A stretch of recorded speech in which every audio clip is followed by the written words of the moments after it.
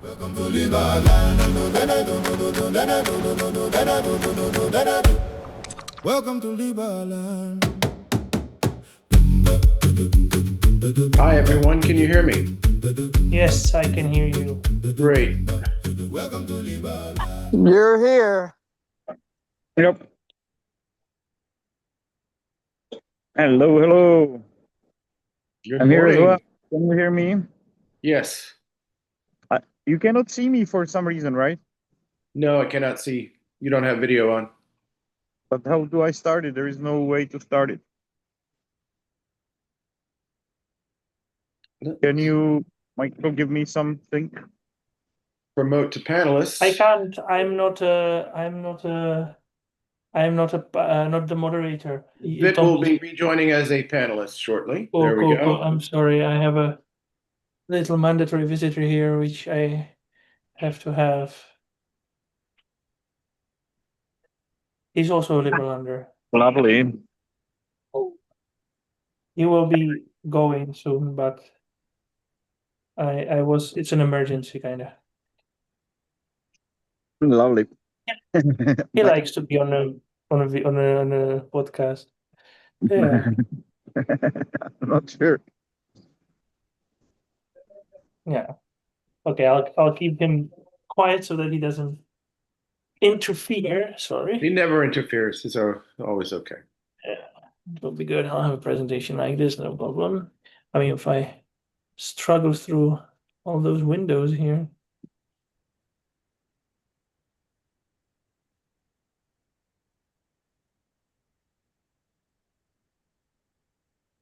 Anyway, behind me is Hong Kong, as you can probably notice. Very nice.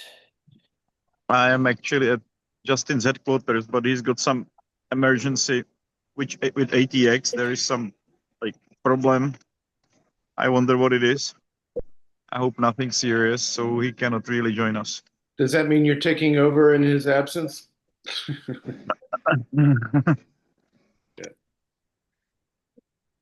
Yeah, he lives on top of this hotel in Hong Kong.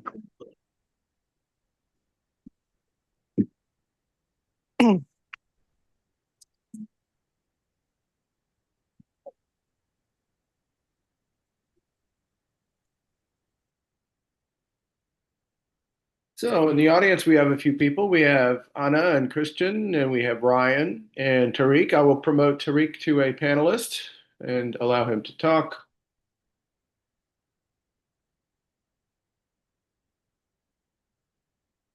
Welcome, Tariq, Mr. Secretary.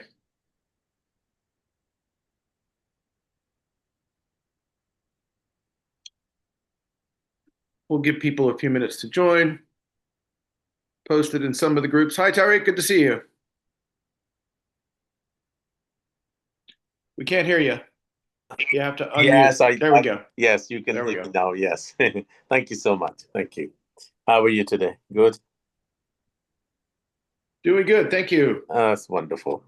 That's wonderful. So how many people do we have, are we expecting online to say a few things? We're expecting a little more. The email announcing the debate went out last Friday, and it had the link, and we posted it in a few groups. So we'll see. I think we're missing a few candidates. I think Prime Minister Sun has an excused absence. Sure. And the others who are joining, do we know if Balash is joining? She should join. I invited almost everybody, like everybody who was supposed to be invited. It's supposed to be invited, yeah. So I, for example, didn't invite some people. It's okay. It's all right. Patrick has joined. Oh, sorry. Go ahead, Tariq.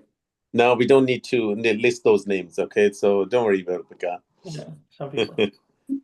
And I want to make sure that all candidates have the opportunity to join the panel. Patrick, I see you've joined. Are you running again this time?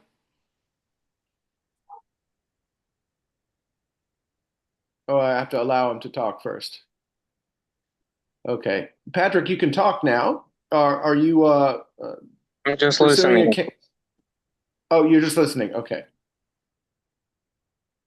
but I believe you're still on the list of candidates on the elections page. So, okay, we have Anna, Christian, Roland, welcome. Herzlich willkommen. Ryan is here, and Tadeo. Thanks for joining. It's only 3 minutes after, so let's give people another couple minutes. Maybe we can let people know in some of the groups to join. Because we will accept. I know Navi's trying to join. He had some connection issues where he is. He's in Las Vegas right now, and he had some connection issues, so he's trying to join. Oh, thank you.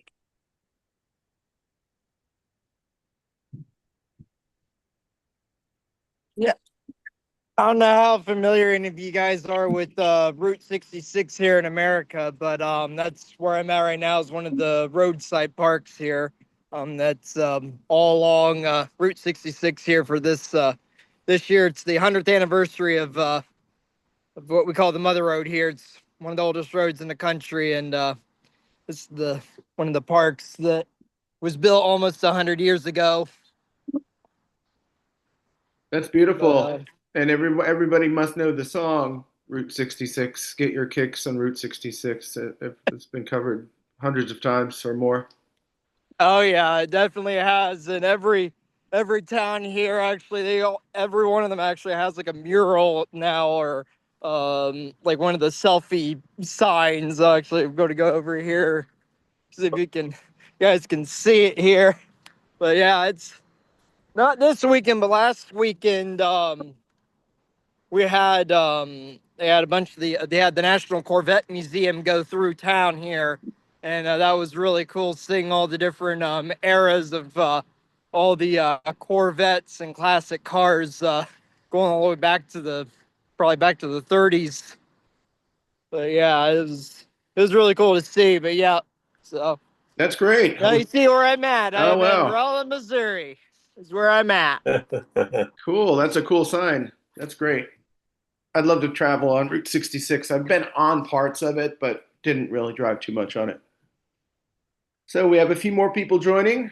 DJ Stern, Dorian has joined us. Hello.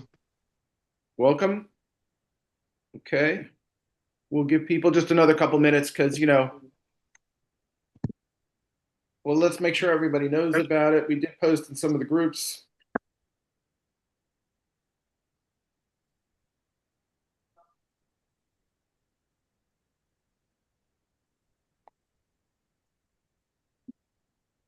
Okay. More incognito.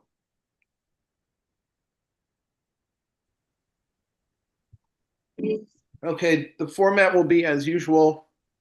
Everyone will be allowed to have an introduction. First, we'll have an introduction from the president. I will give an introduction, and then we will allow the candidates, both incumbents and challengers, to introduce themselves.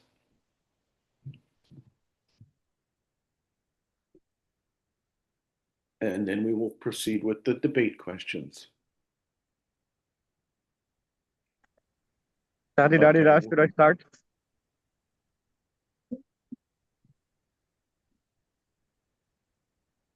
Thomas? Yes.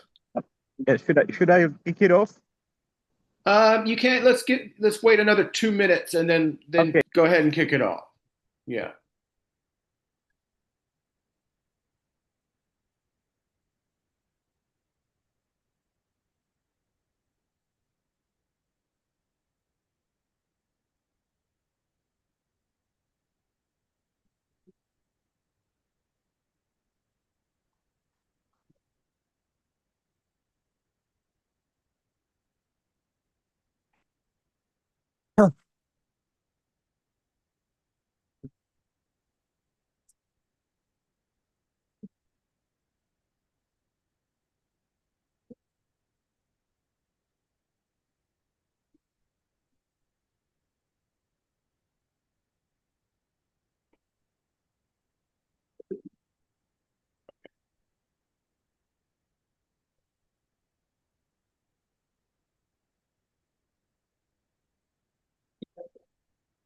Okay, well, ladies and gentlemen, members of the cabinet, members of and candidates for Congress, I'm Thomas Walls. Welcome to the Congressional Candidate Forum and Debate.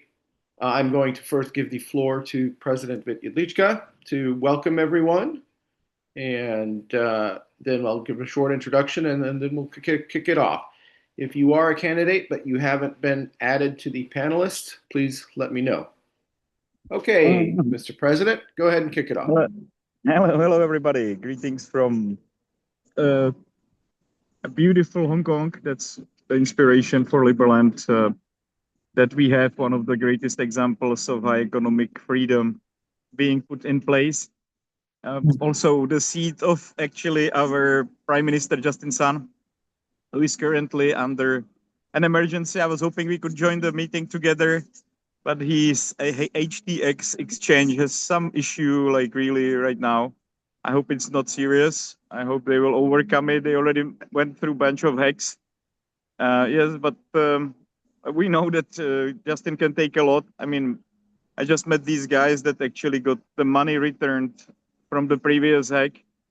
That happened. That was $100 million lost, and he personally paid the $100 million back to people that were injured by that hack.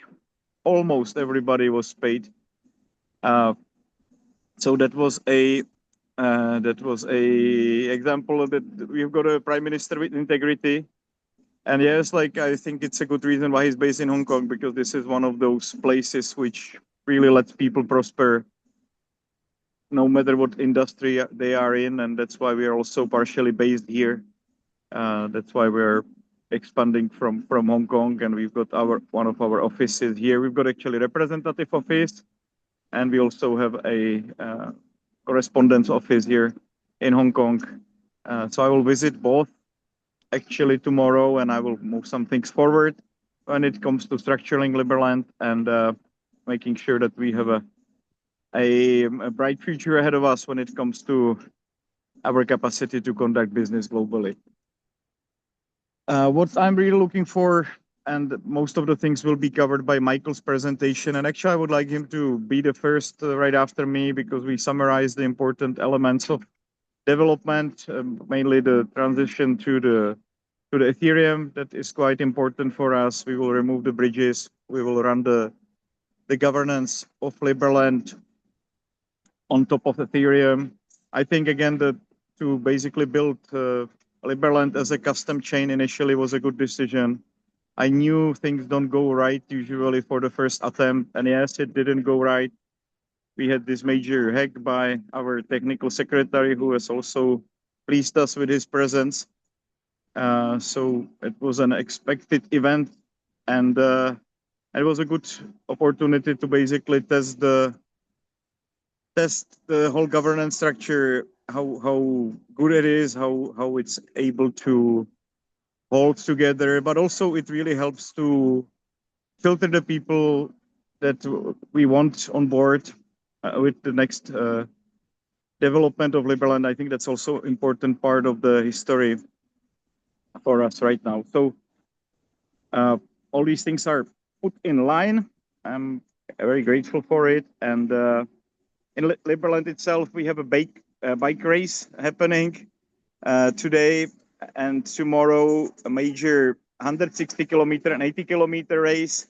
Around 100 people has come to ARC today to get things rolling. So we've got a pretty nice attendance. We've got some of the biggest media coming down to Liberland in the next couple of days, and we've got quite a few settlers coming also. So there should be around 15 people very soon. So that's positive.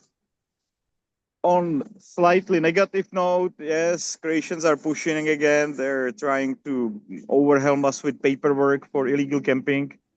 That's something that Michael has expected, but it's kind of getting ridiculous. They're not just stealing our sleeping bags and tents, because we don't have any tents, but they started to steal chairs and tables right now, or steal. They confiscate them actually and value all our property at €5, no matter what it is. So we've got something to overcome, but there is probably some bright resolution by the end of the month. So we should be patient and wait for the development to happen. And so basically, those are the main things which I'm focused on. I just got invited on Singapore Blockchain Week.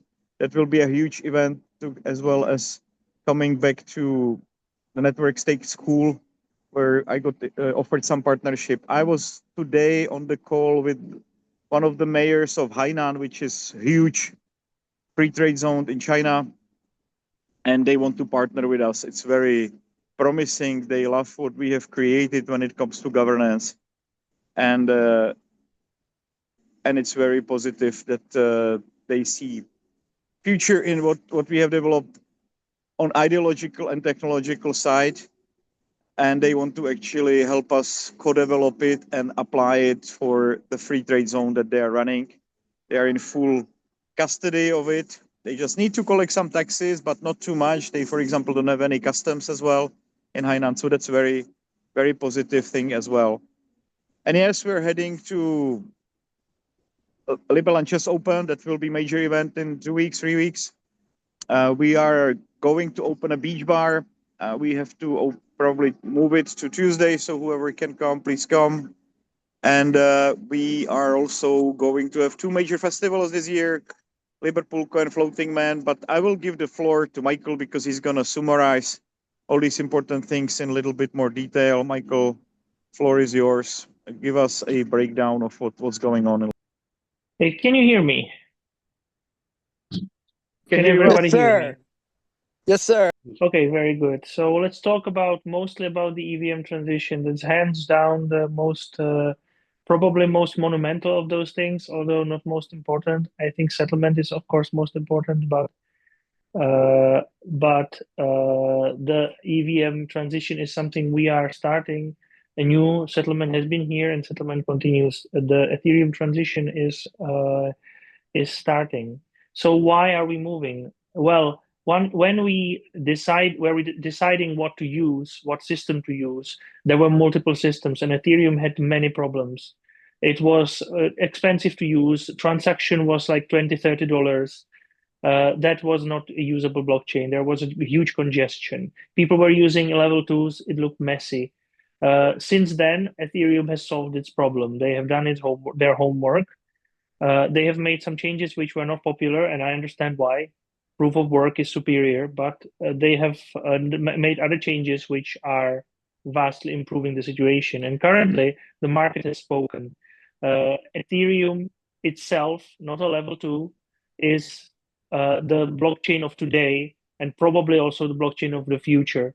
I've just been to a major crypto conference and everything's dead except for Bitcoin and Ethereum. Kind of, that was the message I got. And tokenized assets and such services. Therefore, we're not going to be riding a dead horse here. And so we've decided to follow the calls of the community. And this is a second reason for that, is that many people from our community have called for this for years, including the Prime Minister, or starting with the Prime Minister actually, but like including a white audience. Therefore, we've decided to do it. So there are many more. So these are the benefits, as you can see. There are many more Solidity developers than Rust developers, meaning that we can scale up the development. We can onboard partners. We can onboard dApps. We can do a whole lot of things which we plan to do, what never could have done. We will use MetaMask, which everybody uses. We won't be using neat wallets, which nobody knows. We are going to stop having the bridges, which have been a huge liability and for many, I know, a huge headache. So we're sorry for that. That headache's going to be almost over. What stays the same and what changes? What stays the same are the important things. We're still in control over our own system. It is a dApp. It's not a blockchain, but we're in control of the development of the dApp. The blockchain on which it is built is decentralized. It's a public blockchain. Therefore, nobody owns us. That doesn't change. Balances of LLM, nobody's going to take them. We're not going to make something which is called currency reform in my country. That's not going to happen. That's a bad thing. Currency reform would mean that we would say, oh, new LLM is 0.1 old LLM, something like that. No nonsense like that. One LLM is one LLM, period. So political pooling stays the same, system stays the same, voting stays the same largely, with some modifications to the better. We will talk about this in the second column. And for most citizens, no complicated actions. There already is, already built. We're already very deep into this transition, by the way. We could, if we wanted, we could transition like soon. The state of the blockchain is just done for the rudiment, and what we need to it's to test it, make sure it's like bugless and safe and audited. That's all we need. We will develop it a little bit longer because we'll get like more advanced features from the start, like Cadastre, but actually better than what we have now. So what changes? MetaMask already talked about this. We will have native access to Uniswap, to Aave, whole Ethereum DeFi stack. So we won't have to be negotiating endlessly and fruitlessly to onboard a strange blockchain into those systems. We are the main blockchain, or on the main blockchain. Developers, and now what's really important and what is a change for the better, and what's also based on calls from the community, we will have a more understandable voting system where you will actually be able to divide your votes as you see fit, and it won't be based on some fragment algorithm which nobody really understands. That means that there will be wasted votes. So if you divide those votes into candidates who don't get in, those votes will be wasted. But that's fine. That's a feature, not a bug. It's your risk to vote for someone who is not popular. We probably will be, and definitely will be able to do it easily, more easily than on Substrate. We will consider having a secret ballot because transparent ballot is a problem, but we will at least will be able to do it. If we do it, that's a question for a future Congress and cabinet and referendum, I guess. A referendum could force us. So whom does the migration touch? Basically everybody, citizens who will have to go through the wizard, go to the new front end and on board. They will then retain all their political power. E-residents have no political power, but they retain their merits, and LLDs, of course, and companies if they have them, because companies are one of the things which we are now building, companies and real estate. Exchanges and trades will be able to really use Uniswap the way how Vitalik meant it, you know. I don't know who made Uniswap, not Vitalik, but the founders of Uniswap meant it. And we will, of course, increase the security. And this was the main objection of our prime minister, that the security of a small single chain is very vulnerable to an attack, which we saw, kind of. Therefore, we will be now based with our security on the audits of our dApp and on the validators of Ethereum. And of course, we'll be able to accommodate way more developers. Yeah, and we are indeed more secure and not less independent because the dApp is still in our hands. It is still a public blockchain. And by the way, the old chain doesn't go anywhere. LLD remains on the old chain. LLD will live its own life. It will not be divorced from its validator role. We will not orphan it. We will still continue using it. It will still be on Mexi and so on. It will be retained on the old chain, and that will continue being a Polkadot-based chain. It has a bridge. We are renewing those bridges, so we're not abandoning it. But governance becomes only solely valid for the new chain of Liberland. The old chain we will update it to be more Polkadot-y in the sense that you will have some kind of a chain-specific governance of LLD. We need to still decide it, but I see that happening. And now with like modern tools, this is easier. Ethereum will, however, secure the base layer, just like Justin Sun in his first address to this Congress has suggested. So we have announced this already. We are now testing. Then comes the migration, which means that we are going to send mass mails. We're going to send addresses, tutorials how to do it, how to transition. We'll build new docs.liberland.org, modern, no longer that wiki page, but it will be based on the open source part of the wiki code. So we'll build our own because we can now. And then after migration, we'll have new elections on the new chain. But Liberland's far from just the blockchain. We have a settlement. We have modular houses. We're going to have a beach bar again on the beach. Again, summer program. As you heard, there will be soon a bike race and so on. We're now coming to a issue which the president asked me to address, and I will try to do that as concisely as possible. So there has been a problem with some people, including Dorian here, having filed a trademark of Liberland while obviously not being authorized for that. We are aware of that. We could plead that this is invalid. We have contacted attorneys who said that this would have a high chance of succeeding. That's the situation. We are trying to find a solution which will not involve any external parties, courts, and so on, or at least this would be my ideal, because this is how a professional would do it. And that's all I want to say to this, unless asked. It's better, like, polite people don't sue each other, and polite Liberlanders don't sue each other in front of foreign courts. What's ahead in Liberland? Tourism, of course, I talked about it. Elections continue quarterly for now on the new chain. We have Javier Milei as a citizen now. Just to note, the elections continue on this chain. They are in 2 days, or how many days are they away from right now, Michael? 3 days. 3 days. 3 days.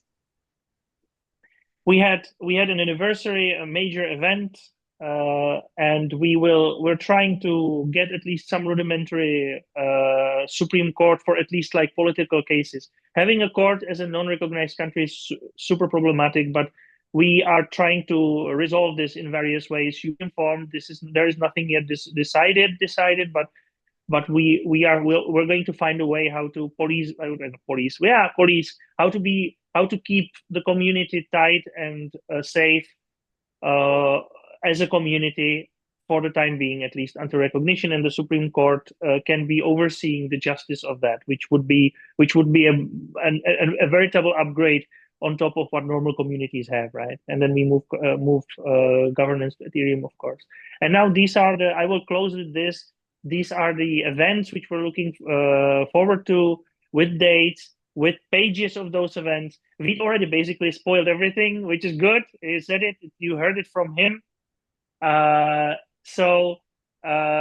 Floating Man Festival and Liverpoolco are kind of now one after the other. As you can see, we start with Liverpoolco, and then if you stay there, you will be there. You can remain there for the Floating Man until the 23rd. So Liverpoolco is the conference, and Floating Man is the festival with the music, because that's the way how it worked. Liverpoolco is great and professional organized as a conference, and Floating Man is good for the bands, especially the local bands and the locals coming in, and 1,500 people in the Ark. That's what Liverpoolco does. That's the strength of Liverpoolco, right? So, and of course, like the freedom to explore the place without a fixed program, that's Liverpoolco, that's Floating Man, and the Liverpoolco is the conference. So Liverpoolco will begin, like in the past you had a conference Floating Man and then festival Floating Man, right? So now we have the conference is replaced by Liverpoolco, and the festival will be the Floating Man. So we take the strength from both and we only keep those. So thank you very much. That was my presentation, and I'll return the word back to Viti Jedlička. I guess it will be actually Thomas that will be moderator for this event, but I might jump in a little bit in and out. But I'm looking forward to what the candidates have to say, how they see the future, how they will improve the conditions of our governance and Liberland in general. I'm very eager to hear it. So, Thomas, who is first? Great. Well, I would like everyone to give an introduction of themselves. You have 2 minutes to do so. And, just please introduce yourself for the audience and let us know a little bit about your vision. And then once that's completed, we can get on with the questions. So let's start with Michal. I know you just spoke, but please introduce yourself and talk about your candidacy for Liberland Congress. Hello, I'm Michal. I'm a jurist. I've been working with Liberland for several years now. I've drafted several laws, well, quite many laws and other provisions, countless documents, and done the back office work. So I'm kind of the back office guy in Liberland, or one of the back office guys. Happy to do that, and happy to continue doing that. And as such, my program is mainly about keeping Liberland working and making it working better, about making sure that we're compliant and that we have done our homework so that the great vision can live, because no great vision can live without doing your homework, without making sure that that all the internal processes are set up properly.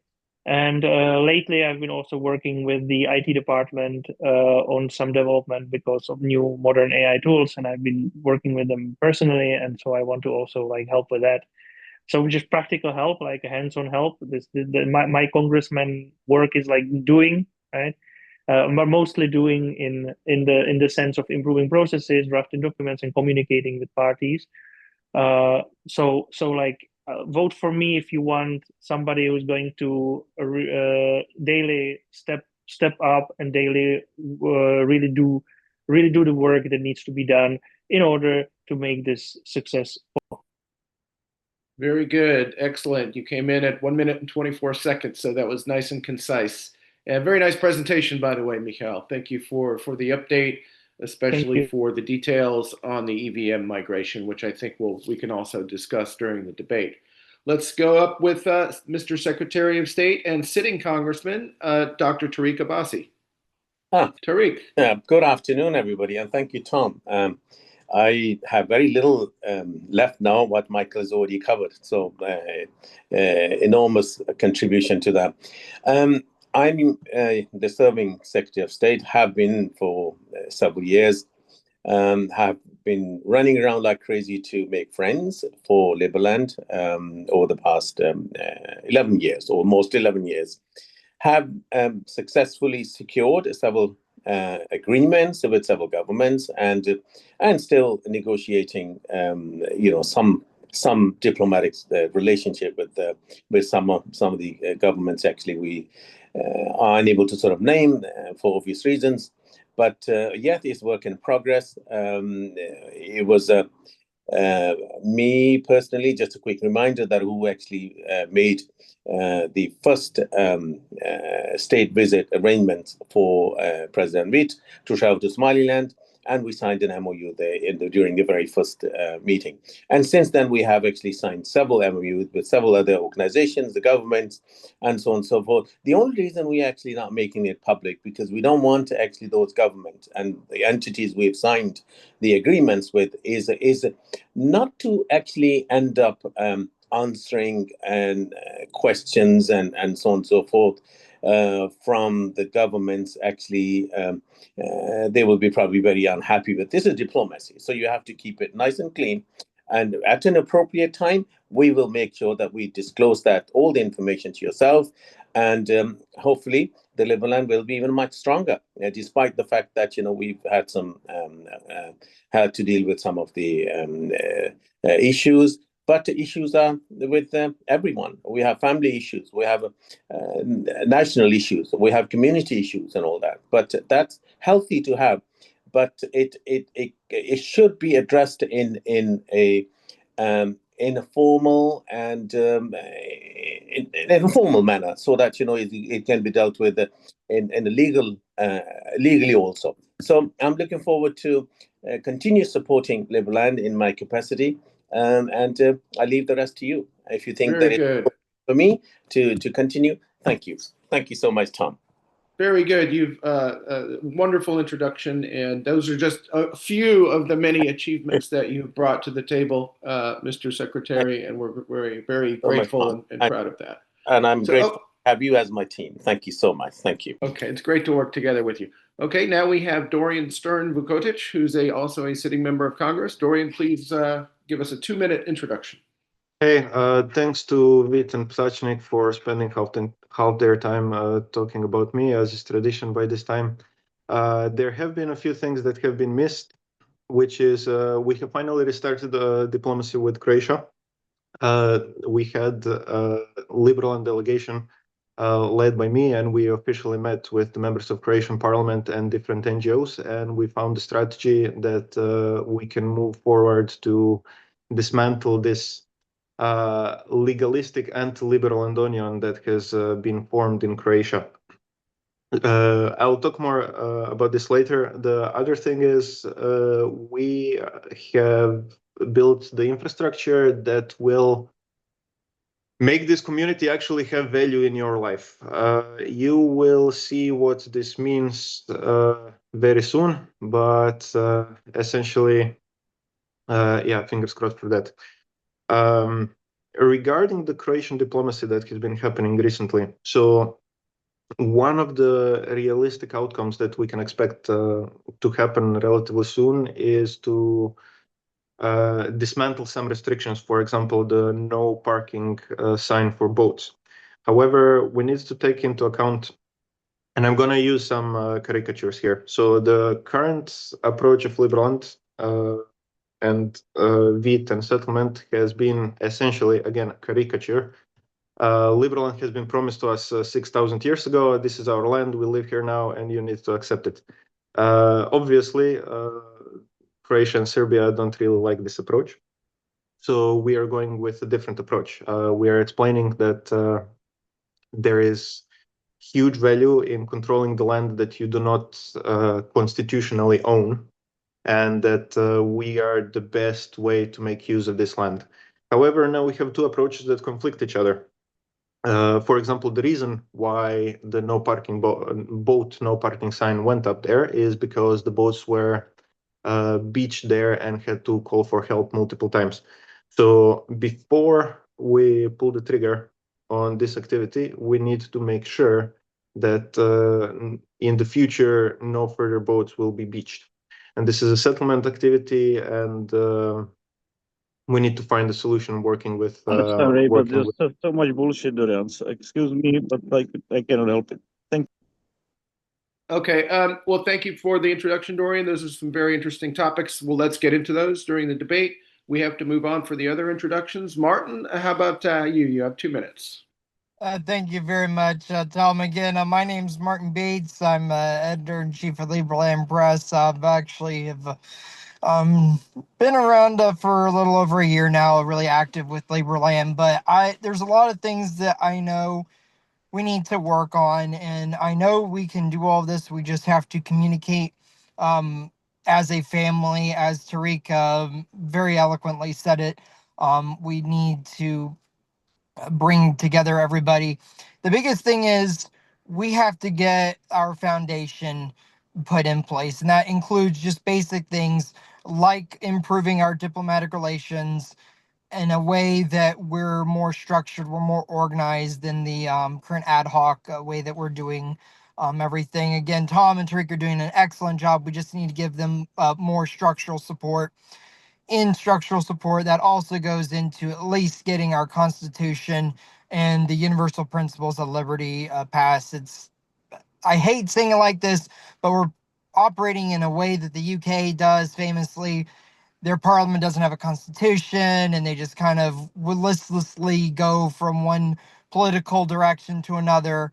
And we need to set up those guardrails and just say, okay, this is what we're going to do, and this is what we're going to do moving forward. There's so many ideas that I have that I know we can do, and I know other people that I've talked to agree on these issues. We just have to have Congress formally say, this is how we're going to do it. This is our policy, instead of the current way of everybody fighting. And I think a lot of it's just miscommunication, but that's for everyone else. All right. Well, thank you very much, Martin, and thank you for keeping it under 2 minutes. I see Frode Borga is with us. Frode, are you a candidate this time? I do see your name on the elections page. Are you running for Congress this session? Hello, thank you for having me. I don't know if you have a camera or not, but I'm maybe it's too much light here because I'm on the coastline of Dalmatia. Finally, again. Can you hear me? Am I Yes, audible? yes, we hear you fine. Thank you. I have been a candidate for many elections, and for this time, I might not be a candidate, so I will not take up too much of your time. I think for my case, I would just say that I support the movement. I have some questions that I don't go to ask at this stage, but I feel a strong urge to lift up some things that are important for the libertarian movement in the world, which we are supposed to attract. I see that we don't do that at the moment, and I'm happy to be a problem solver in the future to make that happen. For the time being, I'm not a candidate. Thank you. Wonderful, thank you. Well, you're welcome to submit questions during the debate. We will field questions from the audience, and if they're appropriate and relevant, we will incorporate them, time permitting. Are there any other declared candidates in the audience? You can let us know in the chat or in the Q&A. I don't see any that I recognize. In that case, we'll move forward with our questions. I will briefly read the rules.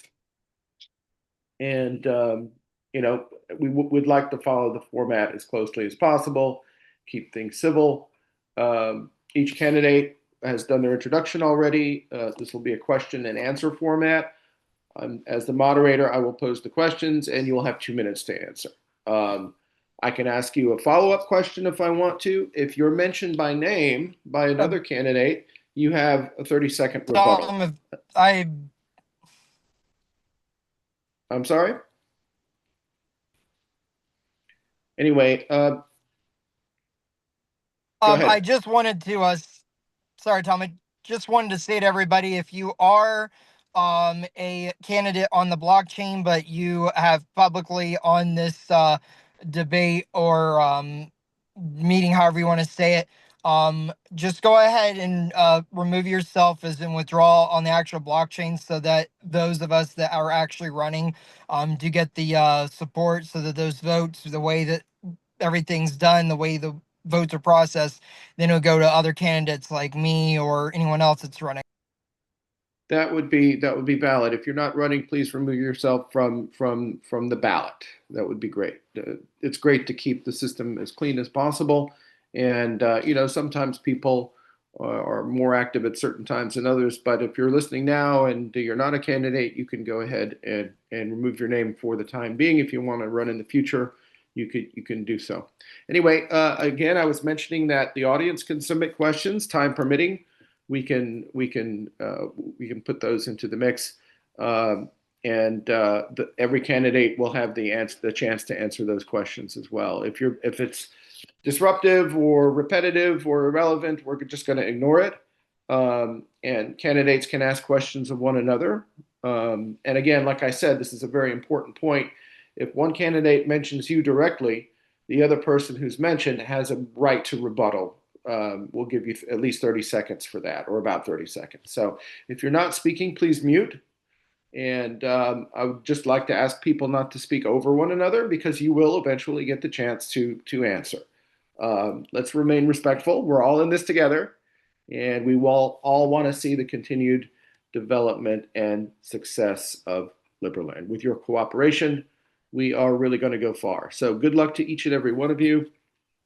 My first question, I will state here. Hold on one second. Okay, hold on one second, please. Here we go. All right.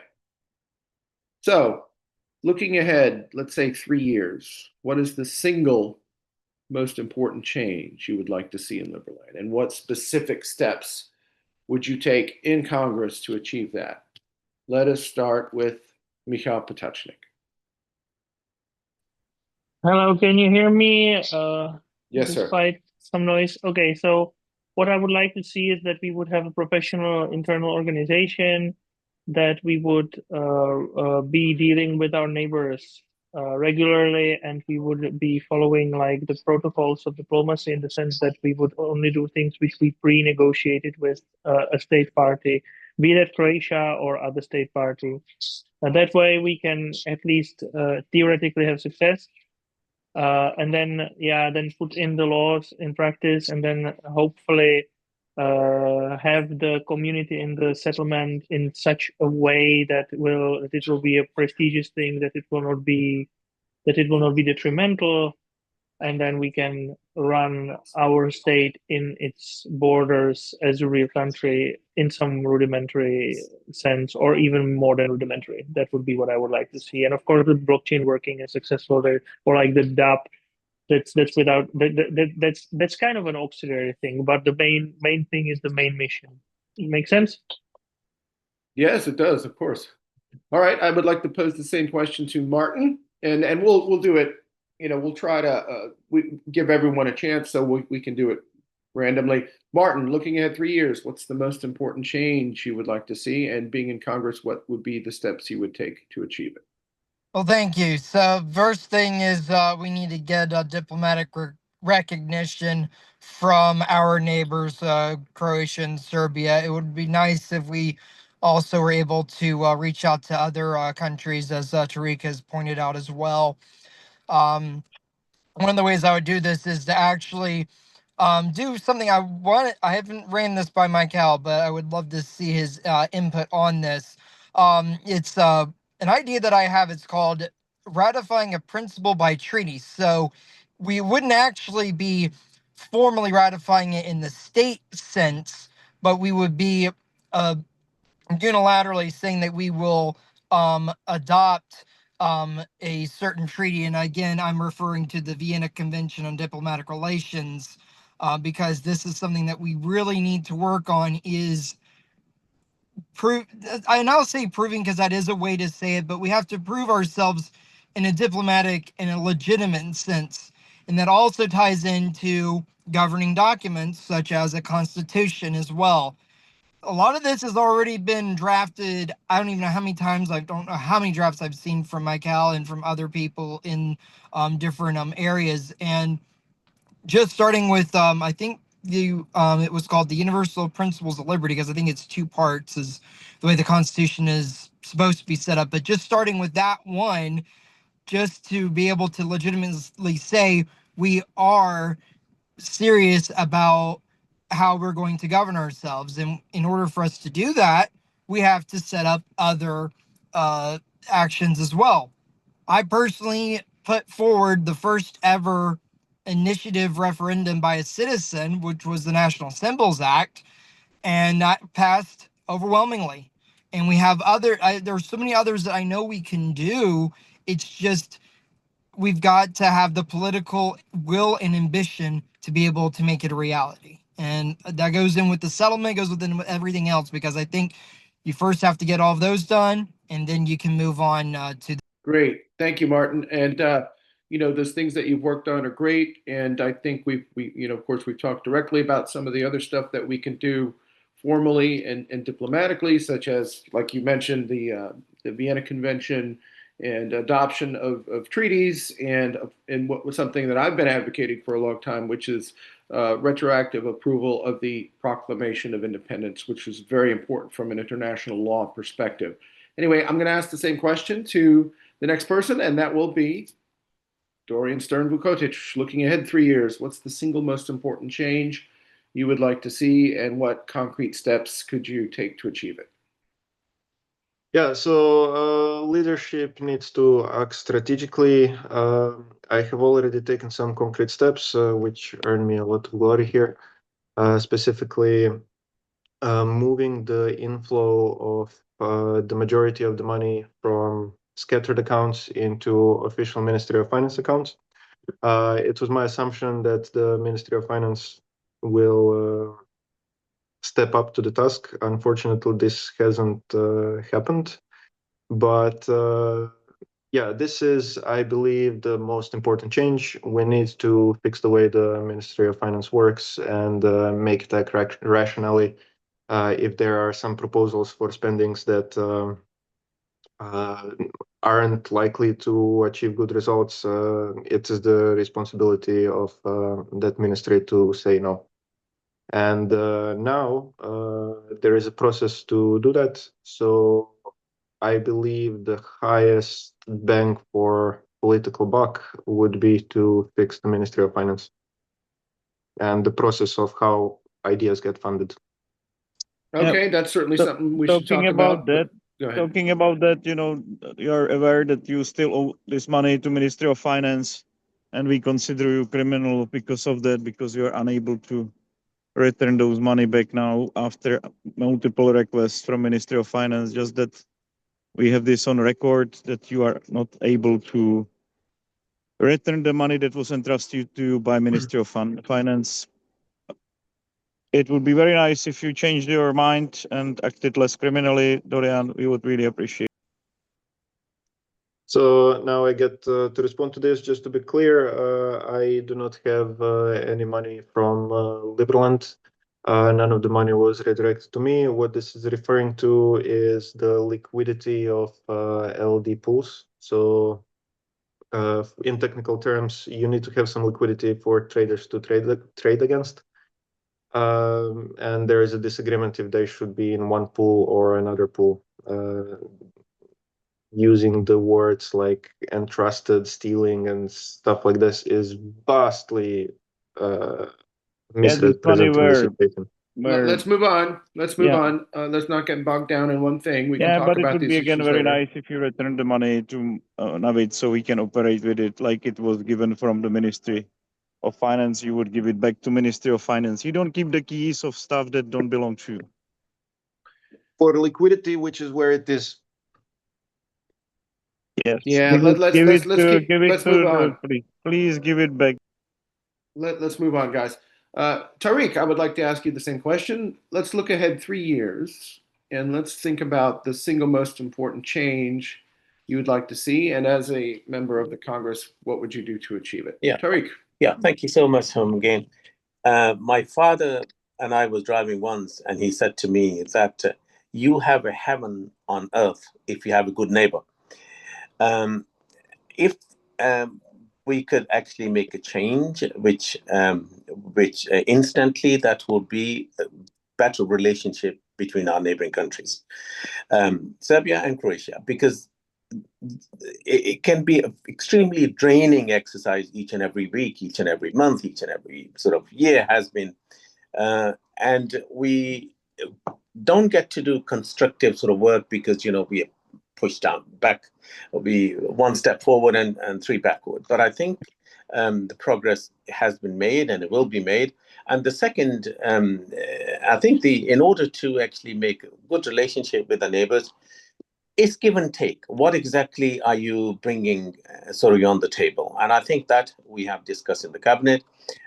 We have an investment plan in place to be presented to both neighbors in due course. And I hope and pray that that we will do that very soon. And live happily ever after. That's my desire for the past 3 years. But I hope it doesn't take 3 years. I hope it does happen pretty soon because the resources are in place. The agreements we have in the investors are in place. We just need to find an appropriate time and venue to present it to the respective governments so that we can work together. And thank you for that. All right. Thank you very much, Tariq. I think everyone's answered that question. My next question is, well, many Liberlanders live outside the territory. They live outside of Liberland or outside of Croatia or Serbia. How can Congress as a body better engage our citizens and our e-residents all around the world? How can we encourage people to be more actively participating in what we do? Yes, we have our events, our anniversary, Floating Man, Liverpoolco, other events, great events, by the way. Our 11th anniversary was just simply amazing. Anyway, how can we better engage our people who are all over the world, spread all over the world? to be more active participants in our governance, and what can Congress do to help that. So let's start with Michal. Okay. So the question is how we can communicate with Liberlanders who don't live in Liberland, right? Or Croatia or Serbia or the area. Yeah, well, we're like, there's a majority, right? Like, obviously. So we need to, so this is just a question of having a modern and capable PR department saying only the truth, not embellishing, not being too salesy, that sort of stuff. That already helps a ton. And second is delivering and delivering faster. And I think that if we do the diplomatic outreach in a proper way, meaning that we pre-negotiate, then we will deliver. And that's actually what the people outside of Liberland truly want from us.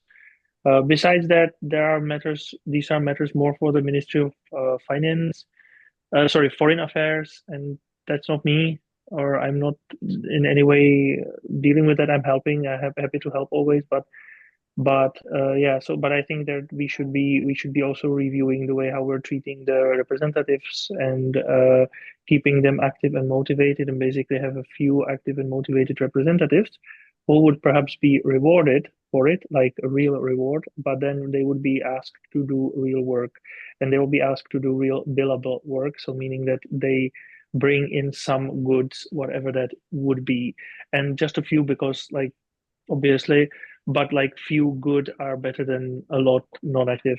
That would be my input. Thank you.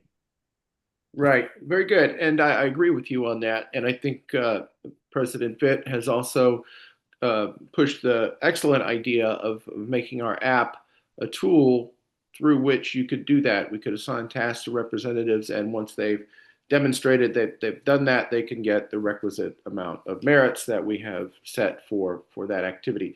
So let's move on to Martin. How can we engage people who live far away, but who want to be involved? And we have citizens and we have e-residents all over the world. How can we encourage them to participate more, give them incentives, things like that? Martin.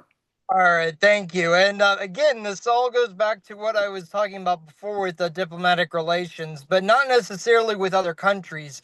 We also need to get our representatives that we have in, I think it was over like what, 70, 80 countries that we are in. We already have a foundation, but we're not reaching out to them. I know I've talked to you about this before, Tom, on engaging more so with our representatives internationally. I also think that in some areas where the geography is much larger, that especially here in the United States, we also need to break it down by a state by state approach as well. You're down in Florida, I'm up here in Missouri. That's a good distance away just from there. I don't know if we've ever done this before, but we need to have, if we have enough bodies, I hate saying it like that, but we need to structurally have people in different states being able to do outreach. I also say that we need to do this in other countries as well. If you have a lot of citizens, we need to do local meetups. We need to do all the different events that I've seen everyone post there. It's in Croatia or Czech Republic or any of these other areas. We need to expand on that. I think those are great ideas. Just I think Samuela did like a run or something like that here like a month or so ago over, I can't remember where it is now, but the point is we need to be able to expand on this globally and not just focusing in on Europe, on the area where everybody is, because we're not actually going to be doing much outreach because you're just reflecting a mirror back at your neighbors instead of looking out and actually reaching out to other people, because we have a lot of people. We have over 800,000 applicants. I know most of them probably aren't active, but we need to at least start trying and reaching out to as many of them as we can. Right, right. Well, there's the one idea that we've had, and we've had some taken some steps forward with this. Mr. President likes to refer to them as diaspora villages. That's other communities that we know and we work with and who are not afraid to affiliate themselves with us. They will fly the Liberland flag, like our friends in Montelibero and Montenegro. They're actually very supportive of us. I think Liberstad in Norway, I think it's kind of small, but I think they're also very supportive of us. We have some of those guys, Sondre, whom I know, wants to come to Liberland and spend some time there, and he's bringing some people with him from Norway and maybe some other places. So that's one way we can get people to engage. So I would like Tariq and Dorian to answer this question. Tariq, let's go first. How can we engage people who live outside the territory, who live in far-flung places, and how can we encourage them, give them an incentive to be more active participants? Tariq. Thank you, Tom. As Martin said, that we need to engage more with the representatives, our diplomats who've been appointed in various countries. We have encouraged them over the past several years to do so.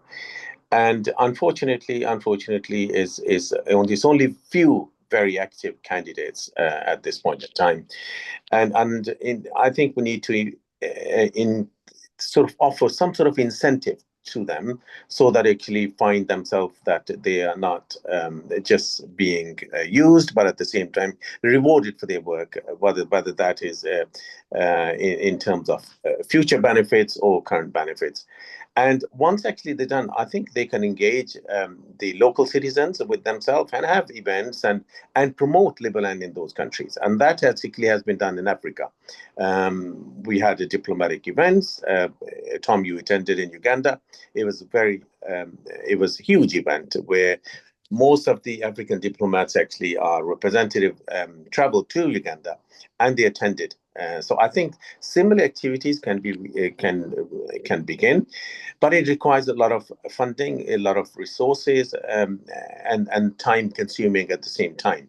But if we can extend some sort of small, even resources to the local diplomats, local representatives of Liberland, and they are given a task to hold, let's say, once a month, twice a month, or once every quarter, an event, and the press is called to, for tea, coffee, and whatever, they can promote Liberland in a very soft and gentle diplomacy, within that country.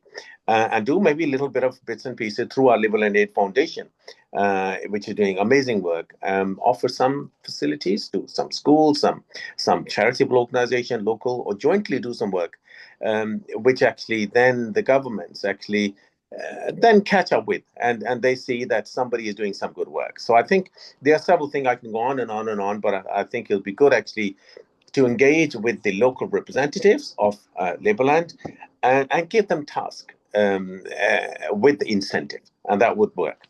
Right. Yeah. We have some actually very good, very well stated, Tariq. We actually have some of those same people in the audience, like we have Nicolas Mateos in Argentina, who's joined us. He's done a great job in Argentina of delivering our correspondence directly to the office of the president. And as Michal pointed out, President Milei is now a citizen of Liberland. He's always been a fan of ours.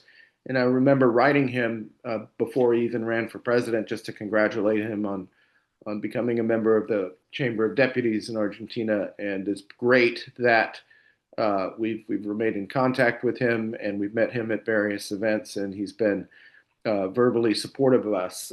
We still have yet to work on actual recognition, but I think we've taken some very good steps towards that end. And we've got things going on in other countries, of course.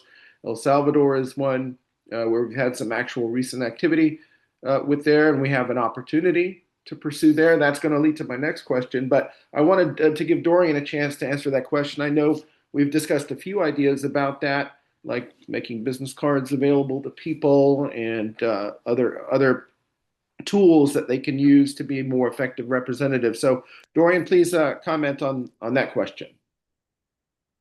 Yeah, so this is actually a very big priority of mine right now, but I would like to reject your question. Your question is, how can we engage the community for Liberland? I think the better question is, how can we provide value to the community so that they choose to stay?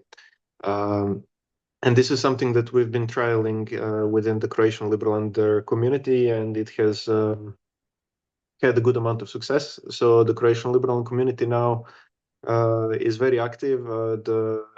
The chats always have some discussion going on. The people there found their friends that they think in a similar way.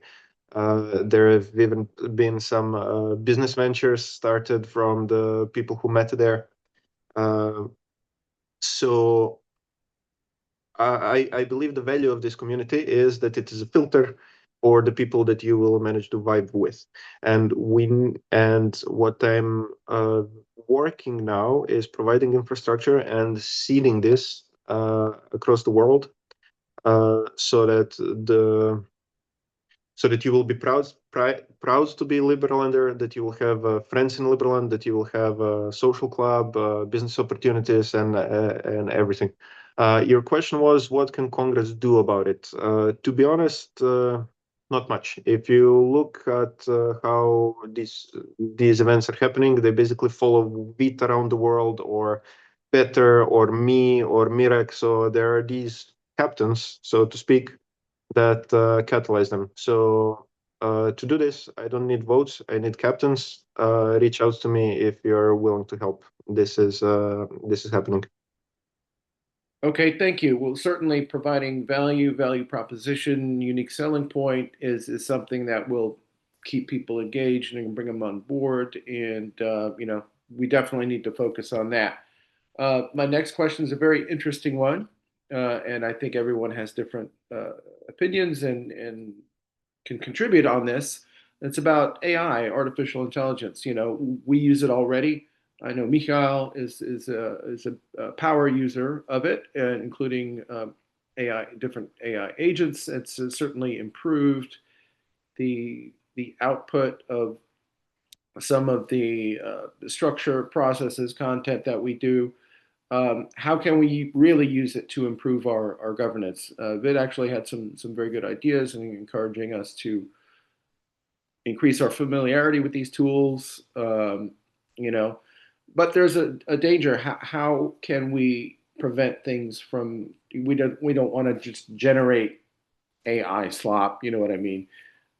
When it could be actual, real, relevant material that we can use and that can benefit us. So how can we encourage these kind of innovations while, protecting our core message, defending liberty? Someone posted on one of our Facebook posts the other day, are you guys going to have big data centers in Liberland? It was a sarcastic question because there's a little bit of controversy around those nowadays. I don't think we're going to turn it into a big data center place, but we do want to have sovereign control over our databases, data centers, et cetera. So I think we can provide a nuanced answer to that. So let's discuss that. I'm going to ask Michal, how do you use AI tools on a daily basis, and how can the rest of us use that to make our jobs easier, make our jobs more efficient, outreach to other Liberlanders throughout the world, engage in diplomacy? Michal, let's have you answer that one first. Okay, so how to use AI? Well, we need to basically, how you do it in order to prevent AI slop is that you draft the thing yourself and then have the AI improve on it. Or it's something really simple, or you are kind of using you're building a data bank, and then you build it, then you have the AI write on that, so it gets the style and the standards. Like AI is good for, I want something standard. AI is not that good for, I want something personalized, or I want something unique, right? But we want a lot of things standards because this is diplomacy. Hello, this is state administration. So in that sense, AI is safe, and you should use it as much as possible. For programming, same thing. Always like build a local maybe even like Liberland wide database of information which we then can give to the AI to crunch through and then work with it. We already have this AI. I'm already doing this. This is not theory. I'm like using AI this way, Claude and ChatGPT and everything. And I don't think I'm creating a stupid slope or something. And yeah, it works. And same with programming. We have to get used to the mindset that AI is programming and coders are sanity checking. essentially, and that will spare us a shitload of money. Forgive my French, except for certain special fields like building solidity contracts. There, I wouldn't do it. Okay. Make sense? Very Yeah. hands-on answer, I hope, but maybe too much. But like no fancy theories. But this is how to do it, you know. Maybe we could have a brainstorming session on how we can implement some of these things. So, all right, Martin, what's your opinion on how we could use AI to benefit us in the best way? Go ahead, Martin. Can you hear me, Martin? Yeah, go ahead. Are you driving? Sorry, you're muted. I couldn't hear you, Tom. So for me, I'm using it for a lot of the proposals and the ideas that I have. I've actually used AI to help me formulate draft proposals on over 60 different items that I know that we can do. All it did was go through Michael's proposals as well as a lot of ideas that I had, and it helped me formulate a bunch of pretty much just boiling down the ideas to a few basic structures, which goes back to, again, like I was saying, the Constitution with governance and other things like that. For me, I've been trying in vain to use it for automating Liberland Press. That's why I have not been very active with posting, is because I'm trying to use it in ways that I can take content that the or other people are publishing on the Liberland.org website when there's like news and announcements. I've been trying to take it from that and then copy it over to my site along with the socials. I got the socials all tied in. There's a few things that I need help with on getting it set up. I don't know if anyone here would be able to help me with that, but that would be great, because then I would be able to automate a lot of this more effectively. That's really where I'm at, because I know we can use it. And again, you're talking about data sovereignty. That's something that I have discussed, is we need to be able to make sure that we can secure through the ITU, which is the International Telecommunication Union, and a few other entities, to be able to make sure that we have our data, we have sovereign data, that we have control of it physically on the ground of Liberland. And we can't do that until Croatia decides to let off, because we don't want them taking off with servers and other equipment like that, obviously. So that's a long-term plan, but that is something that I have thought about thoroughly. Great, great. And yeah, you have noticed that you've used these tools to help craft some of these proposals and drafts, and great job. And I've used it myself to a certain extent for diplomatic correspondence, for putting together the charter of the NGO that we're working on, and our other proposals. Like, for example, we have a big chess open coming up, and we were talking about the idea of forming a chess federation for small, partially or unrecognized countries, serious ones only, not the ones formed in their mom's basement, but the ones who are actually existing, like some of the other members of UNPO, for example. They are actual existing places and countries and communities and societies. So we could, and I'm sure they all have chess players. So why not invite them to be like sort of like Kanifa is for soccer or football, as some of you say, for not minor league but smaller and partially recognized entities. I think we could do that. We could, of course, be the leader, but not have a monopoly on it. I think that's one thing we could do. And certainly to draft a charter, I made sure the prompt was very well written, but that was very helpful in putting that together. So maybe some of y'all could participate in that as well. I would like to ask the question of Tariq. Tariq, I know you do have some experience with AI from back in the day and the theoretical foundations of it. How can we use these tools to help us? How can we make sure it doesn't take us over? Oh, goodness gracious. Those days were very old days, Tom. The AI was absolutely nothing what we see now. It was just very basic tools, absolutely basic tools. It is then when the United States Justice Department actually figured out that AI was going to do something, they actually started experimenting in Justice Department. And the idea was it was a basic sort of a module which they prepared. It was, is the person arrested going to be reoffend? Okay, and should that person be sentenced? Okay, so they would look at the background of the person and look at how many times actually the person has changed the job and home and moved the cities and so on and so forth. So the inputs, they were very important, and based on those inputs, the answer would be yes, the person is likely to refund in the 6 months time period. Okay, so based on that, they will sentence. Now it's very complicated. Now it's become so advanced, but idea of actually AI taking us over is preposterous, because AI is exactly what we feed into. AI is just reading what we actually giving, whatever we're feeding into, and is reading the behavioral, the past behavioral, is reading history, and based on the history, basically it does say, well, next move is going to be, in downward or upward, or in fact, actually, in case of robot, if you look at it, how they train them first. That okay, you have to move your hand here and the left, and it's a cooking robot. It tells you exactly how to reach to the cooker and reach to the water and all sorts of things. Once that you programmed, only then that robot can do it, not automatically in itself.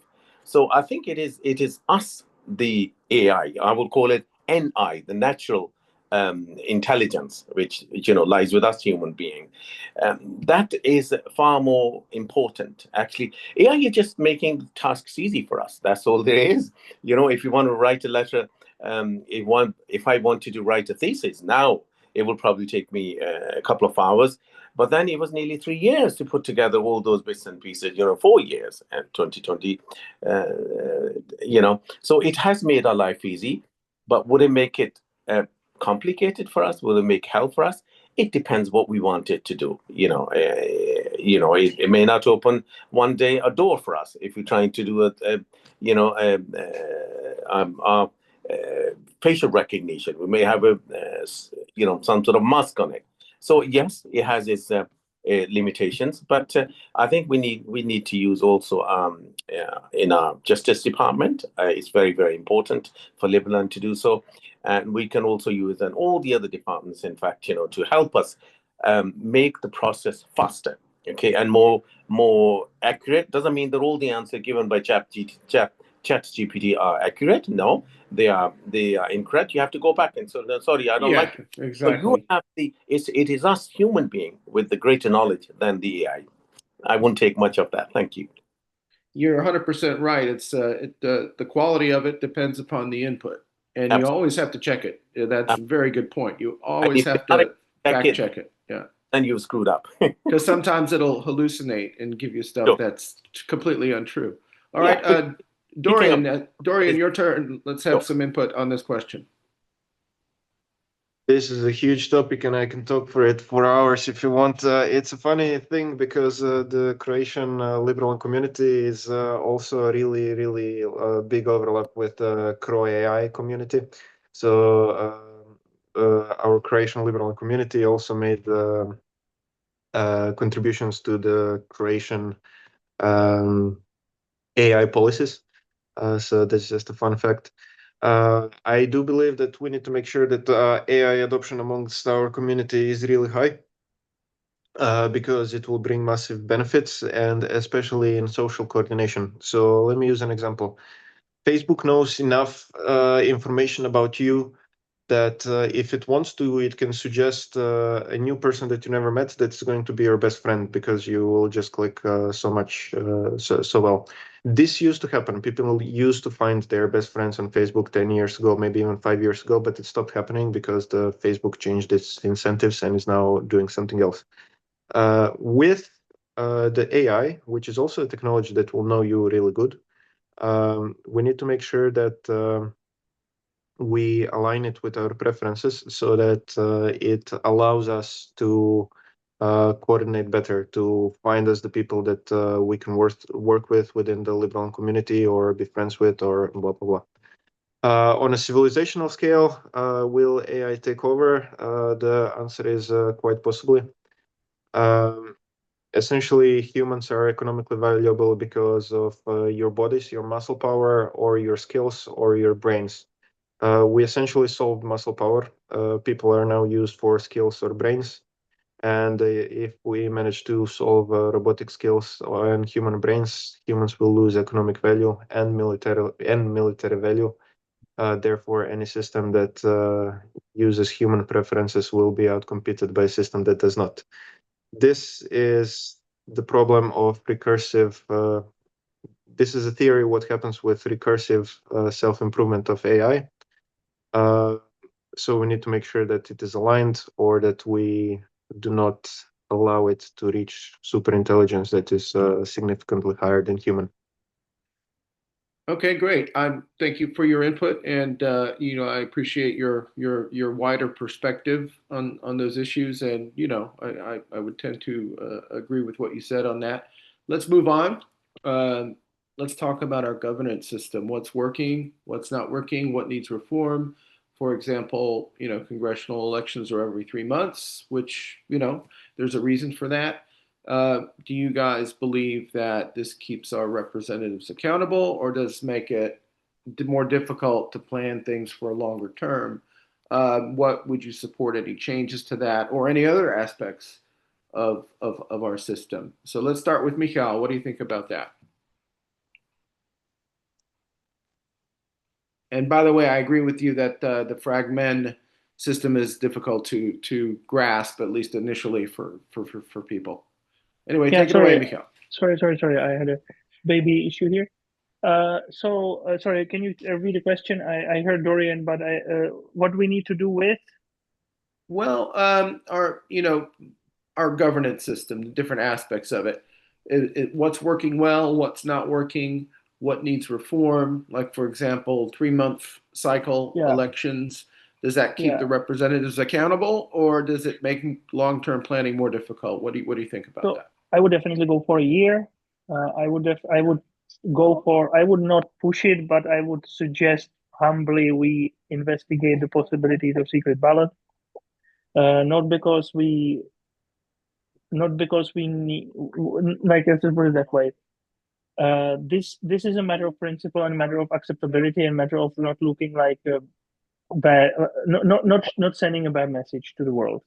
This is not a matter of internal regulation. It may be easier to run Liberland with a transparent ballot, but as soon as we go abroad, we'll get ridiculed automatically with this. So, and it may even hurt our negotiations with on the more higher level, the levels where we obviously want to be with like our neighbors, because they will use then any excuse to make us be seen as something less than. And of course, this is an obvious cell phone. So these would be the changes. Like 1 year, definitely. This definitely. The election system is already getting changed, so that's good. I would keep the referendum. That's great that we have direct democracy, like direct meritocracy, or meritocracy, and democracy too with the negative things. I would keep that too. Like I would largely keep it as it is, but with yearly election. Okay, thank you very much, Michal. Tariq, what are your opinions on 3-month election cycles?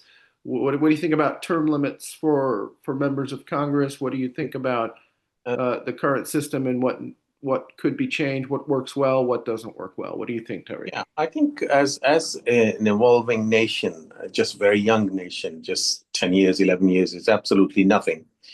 We will forever be changing the institution, laws and regulations and all that to make sure that, we are safe, we are protected. It's just like once actually you have your house robbed, you will go and make sure that there is a bigger lock on the door, and there is more perhaps secure security around the house so that it is safe. It's forever changing for us because we're learning every single day. Rome wasn't built in a day, so it is going to be something as we learn from each other. That's the important thing. It's a cycle of Congress of 3 months. I think I already suggested that it's very short. We need to have it longer so that people who are elected, they are able to do something, because 3 months is really just passed so fast.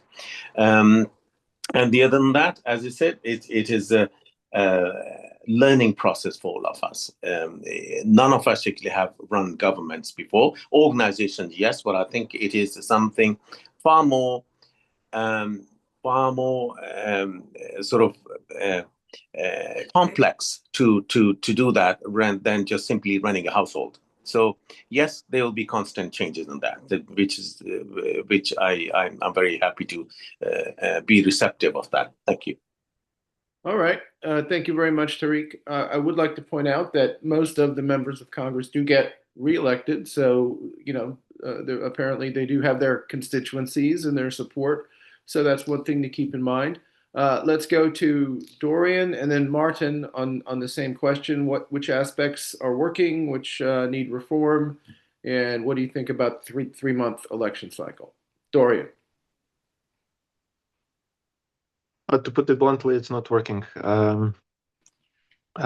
have a lot of incest between the various branches of the government, and this is a big problem, especially for Congress. Just recently, there was a vote in Congress to effectively disband the Congress. The exact wording was the Congress acknowledges that it has no power except advisory in a presidential and senatorial governance system. All the senators voted yes for this. It failed, but there were some news that it was succeeded. This isn't true. Essentially, yeah, we cannot have a governance system that tries to cancel the governance system. And this is the situation that is happening right now. A lot of these people actually cannot lose their seats because they have enough merits individually to vote themselves in and then vote to cancel the Congress. So I don't know what's the solution here. I would encourage you to ask them to keep to one position, but this is not going to happen. So I'm becoming more black-pilled on the reform question. You're becoming a doomer. Doomer, yeah. Doomerism. So, okay, well, thank you for your input. Martin, you're up. What about our current governance system? What do you think? Well, I have to say I'll have to split the baby on this because we do need to do a lot of work. I think one of the biggest things is we need to have a transparent government. And I know I've actually talked with I've talked with multiple people on this. And while I think we're doing a decent job on the blockchain part, I think the biggest thing is we need to make sure that we have open meetings of different government bodies, including Congress. We all that are citizens need to, even if we aren't necessarily actively participating as we're not in Congress, they are, as in most countries, they are public for people to view. I mean, our U.S. Congress here in the United States, different states have what we call sunshine laws, is where it is required by law that meetings be open to the public, and if they are not, any action that those bodies take in closed meetings is void. This is a big issue during COVID here in the United States, where many actions were actually nullified because of different sunshine laws in various states.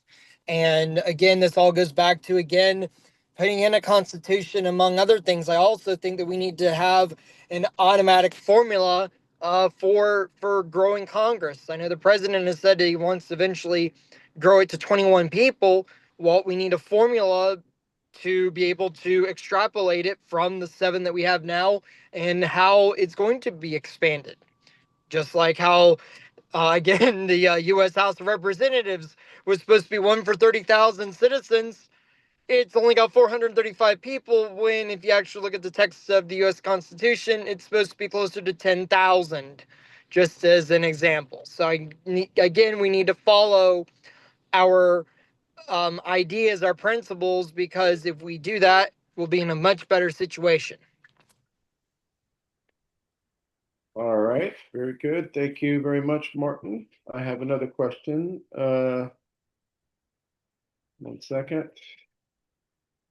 Yeah, that made me think. What your comment made me think of New Hampshire. They actually have quite a few number of legislators. Like, for example, I think for every 3,000 people, they have a member of in the New Hampshire legislature. So that's a little bit closer to that ideal. Yeah, they have 400 representatives, and actually, where I'm at, Missouri has the second largest at 163. So yes, that's very.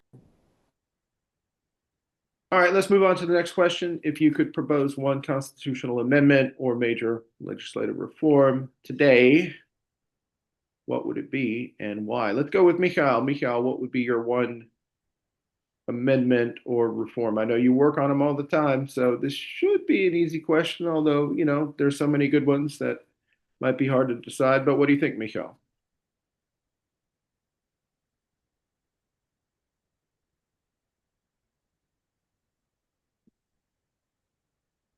Yeah, Michael, sorry, yes. I couldn't. Yeah. No problem. So yeah, You're so what there. I would change, well, I would change the voting, the election period to 1 year, no question about that. I would make sure that we focus on diplomacy on those countries which actually are very important right now. That's like a second thing. I would enforce way more, how to say it, like responsibility in the settlement, and like compliance and stuff like that. But like about laws, really like the conduct of people. You mean conduct of companies, people? I I think I'm going to actually push through the citizenship law reform, which will enable the community to act as a community and not just as a state, and essentially normalize the expectations of having a justice system, because as I said, that's tricky. So I think I'm going to focus on that, and this is not a theory. This will happen soon, and it's not going to be popular. We're going to have to explain it. And then, of course, but what I would really like to see is like systematization. So what I would really like to see is that we would have processes for everything, and I'd really like to write them soon. And I think I'm going to do that in this election term.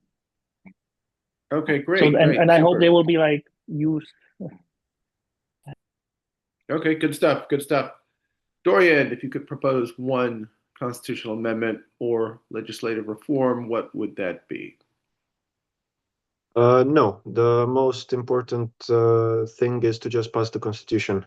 The constitution has been dangled that it is going to be passed from 2018. It is still not passed. The last dates that we were promising that we were going to have a constitutional referendum were that party at the end of 2025, then the 11th anniversary, and then I don't know what's the most recent excuse not to go for it.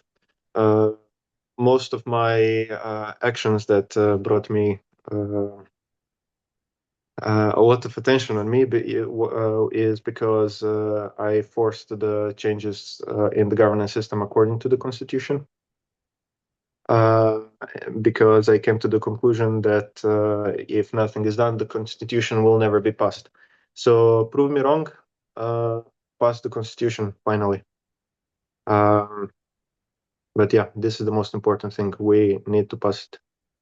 Okay. All right. Thank you for your input. Okay, Martin, your turn. One amendment or one legislative reform that you would pass today. Well, I have to agree with Dorian on this one, and that is actually get the physical constitution itself passed. A lot of between that and the Supreme Court, But I think those are the two biggest things that we need to focus on. And again, once you get the Constitution in, everything else just kind of falls into place. But those are the two that I would say need to be done. And then the next one will be, again, the actual passing what I call the treaty.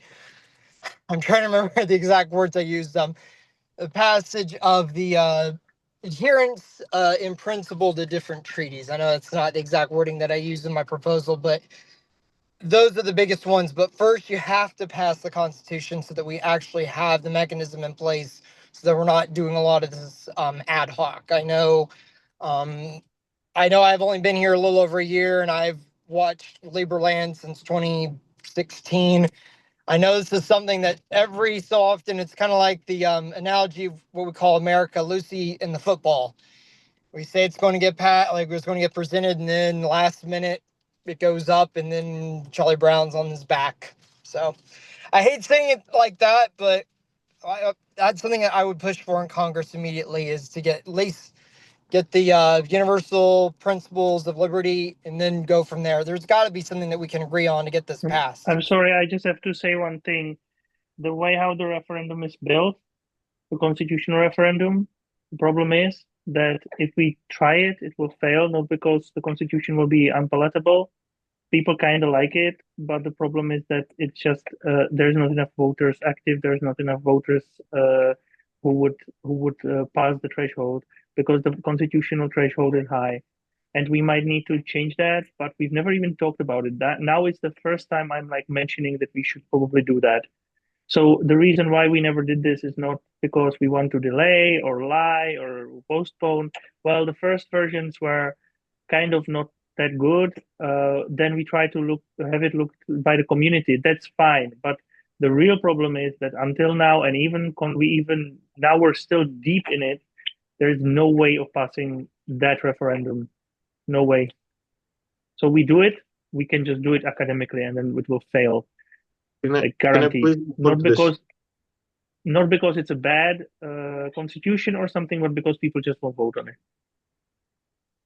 Because we've never seen a referendum that had like any attendance reasonable. So even if we have like 100x of the numbers of voters, that would be like 300 voters, right? Dorian, do you have input on that? Yeah, so literally like 3 people will be. The reason why Constitution will not pass is because the people whose votes are required to pass it have an interest in not passing it. So the Constitution implements a system of governance away from this ad hoc centralization in a very few people, and those. I'm sorry, Dorian, I have to interrupt you. This is not true. This is not true. No. Those people will vote, yeah, but the problem is that the silent majority will vote nothing, and that is a no. Because those if you have are the ones who set the requirement that the Constitution is unpassable. That those was actually me, because requirement. Wait. Okay, I have set the requirement because I wanted to have something sane, something defensible.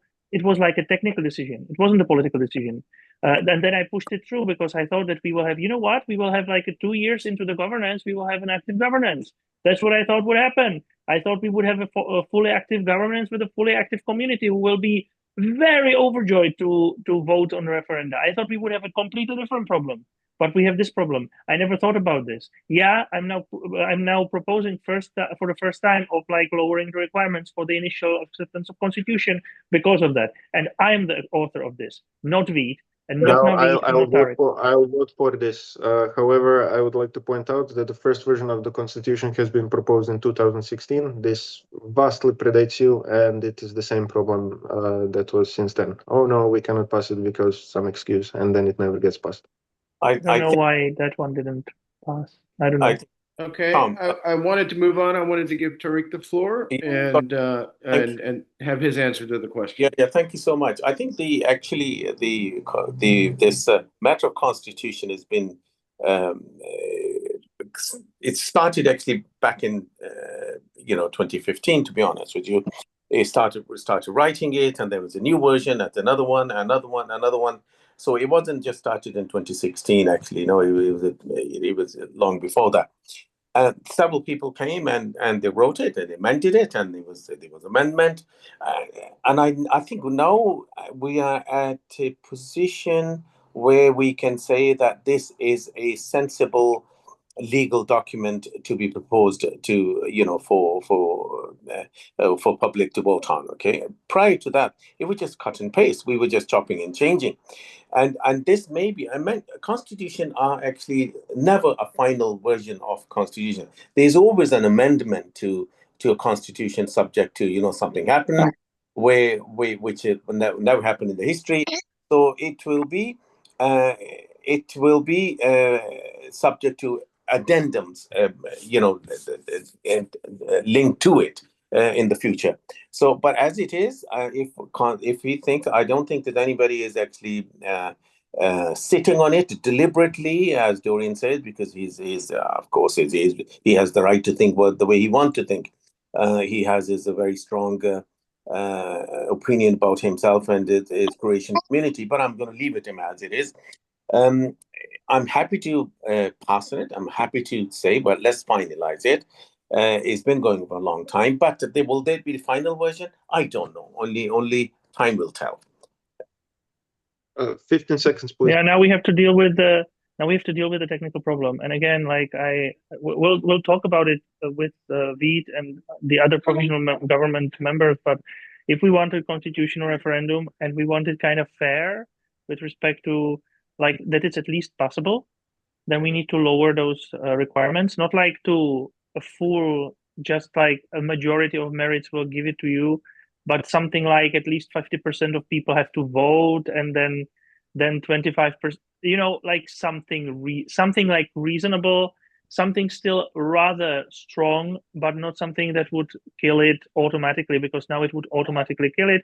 Again, I was prepared to a very active community who will be actually throwing our way half-baked laws, and that would be a big problem, but that never materialized. Thanks. Okay, great. Go ahead. Please. Go ahead. So we have now 3 congressmen out of 4 needed to pass this that are saying yes, we want the constitution. Okay, I'm going to propose it to start it, and we'll see if it actually happens. My prediction is it will not. Those requirements that are super high, they're fictional requirements. They're invented. They don't exist. We can just pass it. Yes, okay. They are invented. We need to agree on a different requirement. And I would be very willing to craft together with you, or to accept somebody else's requirement, which will make it more possible. Just please, if I can ask you, please don't make it like a simple majority of merits passes. That's stupid. Make it something reasonable, standard. This leads me to another question. The role of the merit, or LLM. What role should merits play in governments going forward? Are they working? They do ensure that your vote counts, and the more merits you have, the more weighted your vote is. What would you do to strengthen this, or reform it, or limit the influence somehow? If someone has too many, maybe they have too much of a voice. I know there are safeguards in place and checks and balances. Does it need reform? How can it be improved? Of course, you don't know how something's going to work until you see it working. And what are your positions on how it's worked so far, and how it should be changed if necessary? Let's go with Dorian. Yeah, so the major problem with the LLMs right now is that the initial distribution. So the merits are made to work relatively well once we have a lot of citizens who are actively working. However, the situation we have right now is that the people who have been active early on, which is essentially 3 or 4 people, have 60 to 70% of the voting power, which just by the number of merits is not a problem. I'm not complaining about the number of merits. Just usually the way projects solve this is by some kind of unstaking period, or differentiate voting shares between owning shares or stuff like this. This should be implemented, or it should be prioritized to onboard everyone with merits. All right, fair enough. Of course, you have your unique perspective on that, and it's appreciated. Let's see what everyone else says. Tariq, what do you think about that? What role should merits play in our governance? Does it need reform? Is it working well? Does what Dorian said make sense? What do you think? I'm not an expert on that, Tom, and probably not comment a great deal. But I think if when it was designed the way it was designed to work, if it has been working to protect the interests of the individuals and the government and all that, I'm perfectly happy with that. But if people think that the structure need to be changed and need to be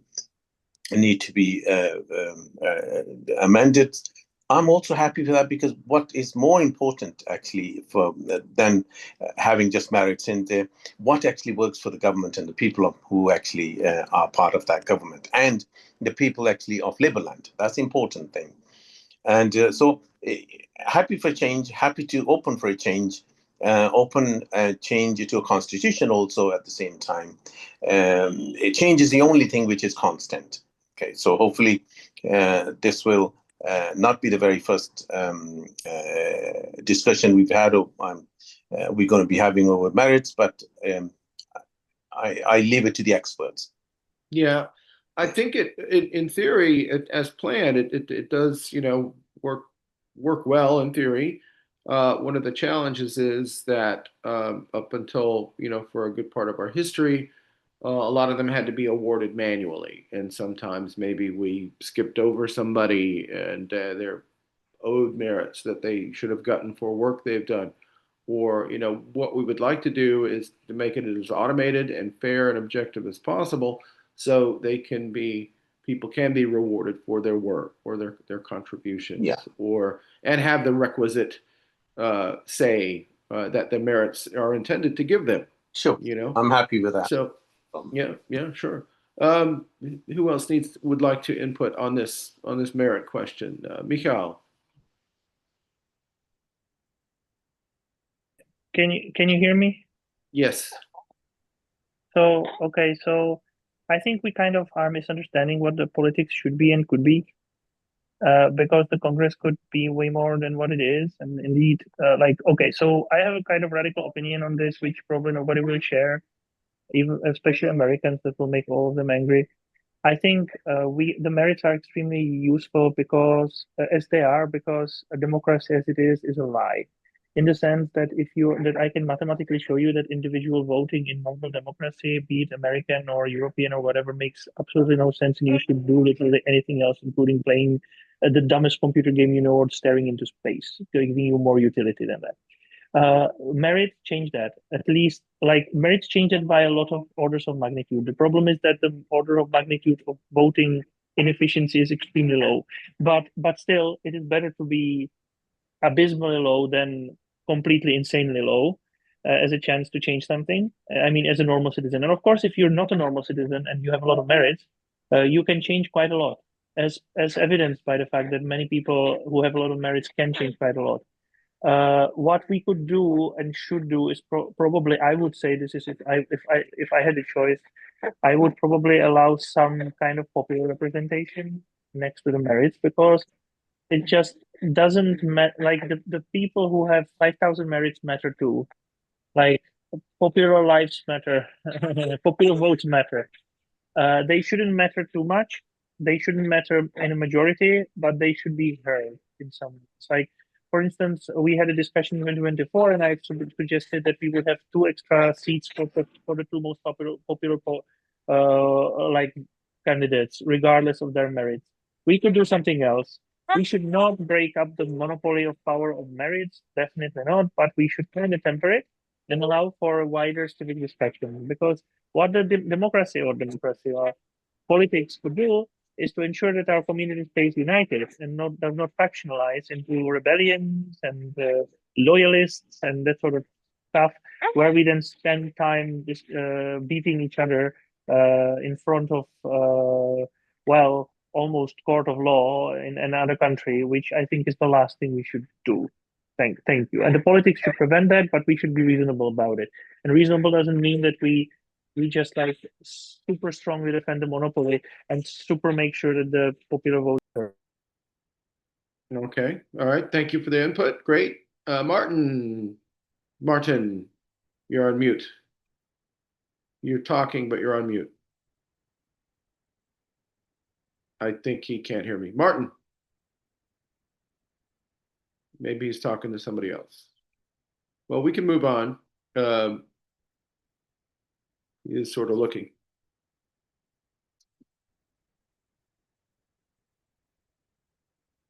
Maybe he's talking to somebody else. Okay, we're going to move on to the next question.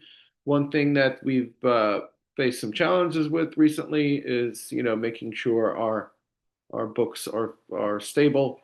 How can we raise money and resources and ensure that we're financially stable on a continuous basis? We certainly want to support the various projects and initiatives that we're doing, and we can't do that without resources. It's a big challenge, and some of us have other jobs and businesses that we need to take care of. How can we as a community and a nation raise money and resources? So let's get your opinions on that. Dorian.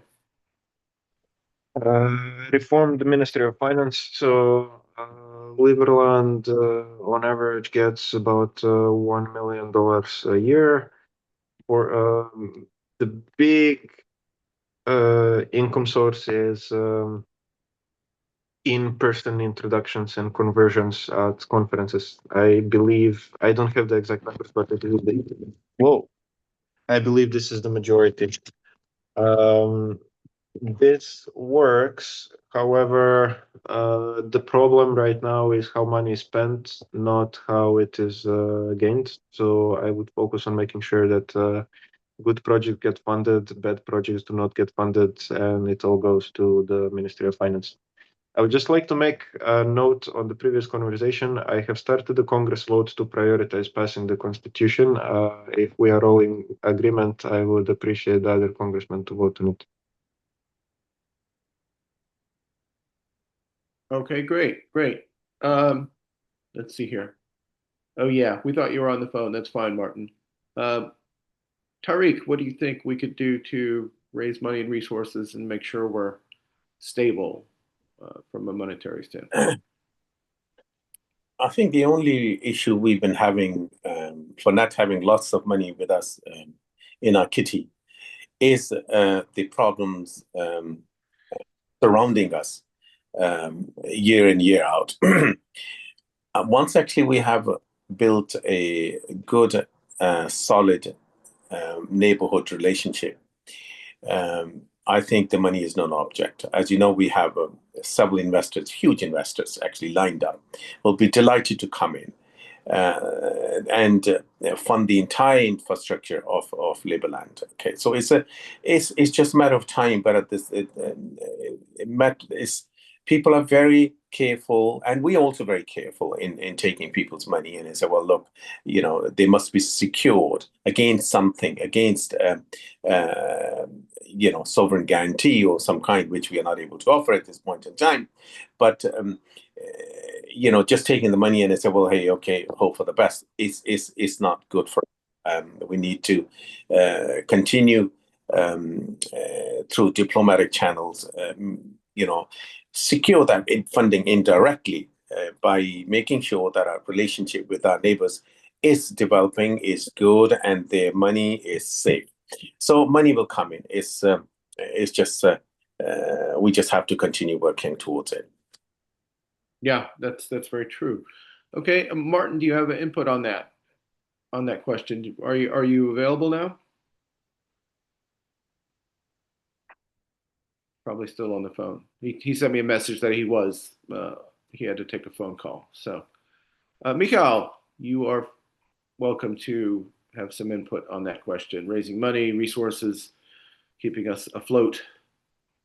I'm not a fundraiser. I will decline from commenting. I don't know how to fundraise. Yeah. Okay. That's fine. That's legitimate.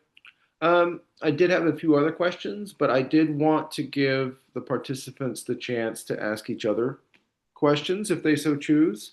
Um, so, if anyone would like to start, if not, I will call on you directly.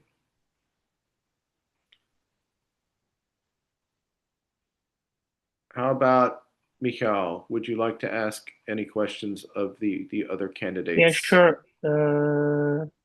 Dorian, I understand that there were some fears about like the things which I had to refer to in the presentation. I understand that this is largely unfounded in the sense that nobody's going to pretend that they look like that they are the right the real Liberland. Nobody's going to create a fake LLM and such. I just want an assurance that this is the case because, of course, again, the last thing we want is to have some legal disputes and legal costs related.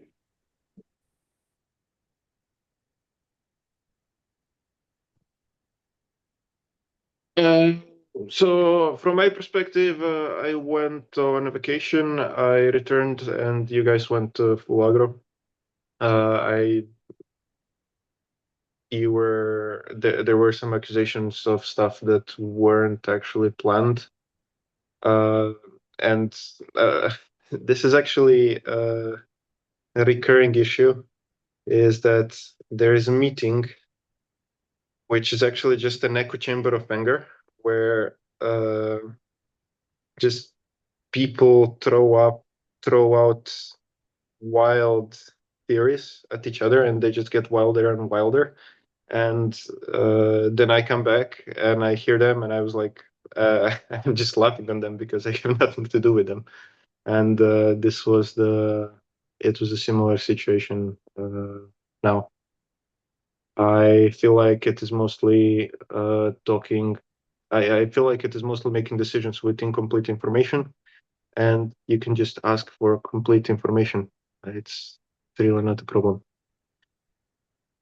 So basically, Right, I Michal, think this is a no. This is agreement with me that you're not going to do this stuff of which there were suspicions. Correct? Again, nobody talked to me about this. I've heard a lot of fake news that has some connection to reality, but you'd have to ask specific questions.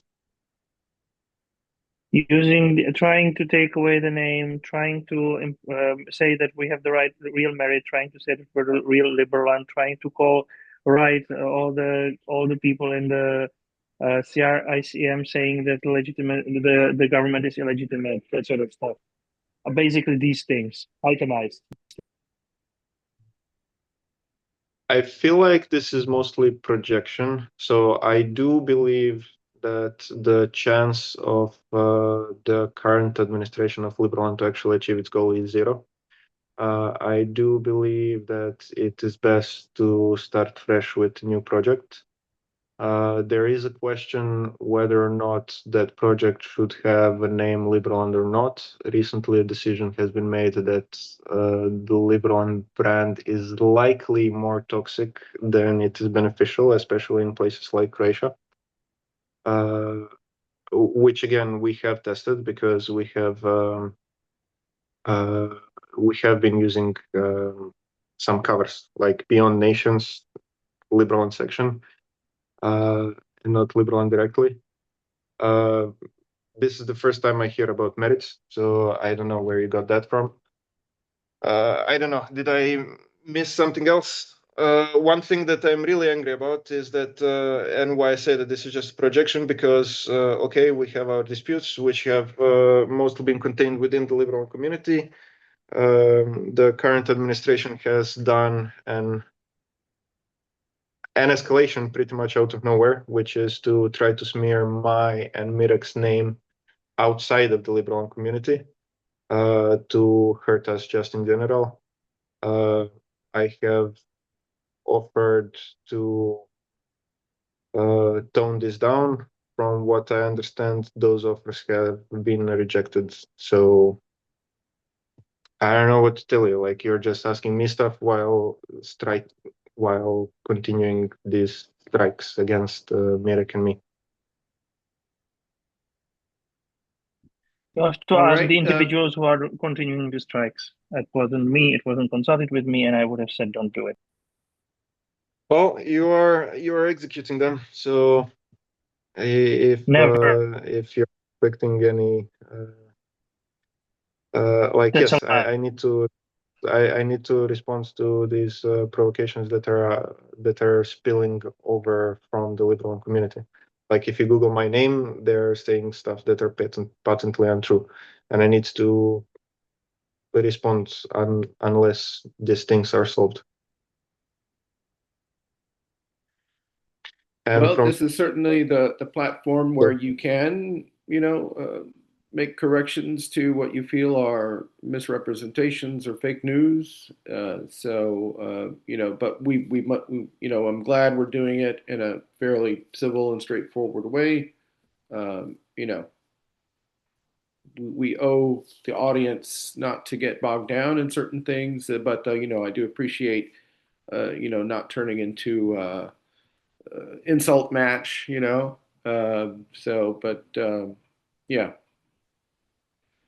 the main thing is to keep the dialogue moving and find ways in which we can work together instead of attacking one another. Yeah. And one specific way I have a proposal. I have started a proposal in the Congress motion decision to prioritize passing the Constitution. The text is the government of Liberland will prioritize finalizing the Constitution and reduce the requirements for the initial Constitution to pass. It is very open-ended. We agree that this is our intention. I would appreciate the votes of Tachnik and Tariq if what we agreed on here is true. Yeah. Well, okay, one question about that, and it's a good initiative. Is there anything currently preventing the referendum process from working as designed? Yeah, it's No. never going to pass because the requirements are absolutely high for the state of the community. So the And threshold. again, the requirement is artificial. There is no one preventing you from changing it, especially for the first initial constitution.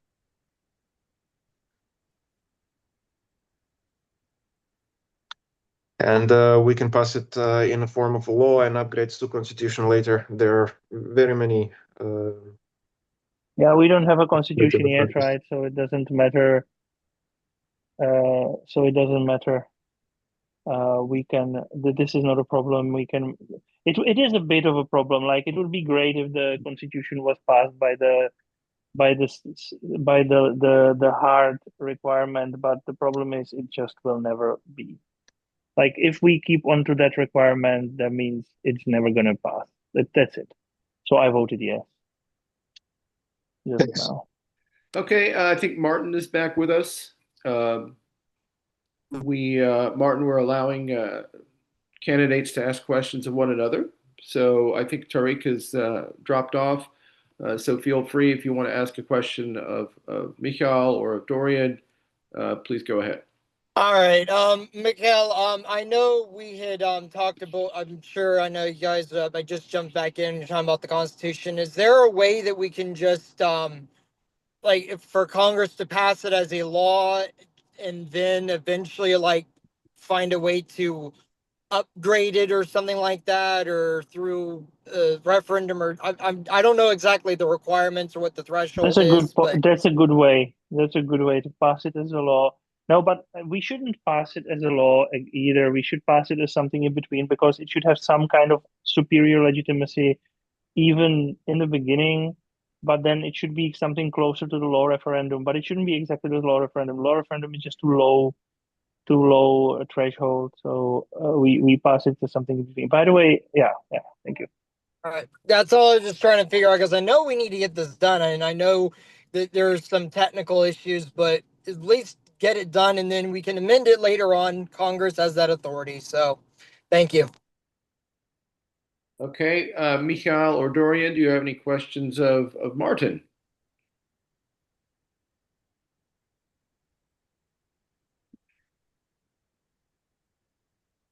And I would also like to remind, go ahead. I believe Martin is right in the sense that we do have a problem that certain candidates and members of Congress are inactive. I do believe it will be a better thing if everybody was active. So, Martin, do you have a plan how to deal with this? Did you reach out to the people you believe should drop out? I mean, I'm not necessarily trying to encourage them to do this, but it is really possible that a lot of the people who are still in the race but have no intention of actually doing it just forgot to click the button to drop out. So I would suggest you remind them. I actually just messaged Frodo after he had said that. So I actually have actually reached out. I saw Patrick actually had dropped out. I saw that in the blockchain here about an hour or so ago. So and I would just encourage everyone because it's like because perpetually everyone just stays on there. And I think something else that we could fix is have it to where it's automated, where you have to physically click after each Congress session, except for the actual one. And you could even include the ones that are actually in Congress. Require that you have to physically check saying that you will be running. So it's not an automated where it's perpetual where you're just on there all the time, even if you don't have any intention of running. I think that Yeah, would be a good fix. someone could be dead and still be on there. Yes, yes. Thank you, Tom. I agree 100% on that. I agree with you. I think the requirement for being a congressman should like technically be a click to reapply every 3 months. Is it difficult to withdraw one's candidacy? I don't know. No, there is a big red button on the screen. Okay, okay. And Martin, you said you reached out to Froda. I believe Patrick, you said you weren't necessarily running, but I believe you're still on there. He actually So dropped off. He's not on. okay, okay, okay. I think Jan Perkrobek is still on the list as a candidate. I know he's run before, but if he's not running, I mean, if he Won is running, before. he should be on. He should be on this call. There's a Kenny So Lee that was on there as well. yeah, yeah, yeah. Kenny did run before, but I don't believe he's currently in the running. Well, So someone better say something because he is, based on the formula right now, he would be elected to Congress. right, right. Why do you say this? Interesting. Why do you say this? I saw his name on there on the blockchain site. Yeah, but last time I looked, the election predictor wasn't working properly. It just worked as of yesterday, I believe, or earlier today, because it's working for me. Cool, cool. And we also have Mansour Isgel. I believe he's from Turkey. He's also a declared candidate, fairly new one. I don't believe he's. I know his name. I don't know him too well, but he's on the list.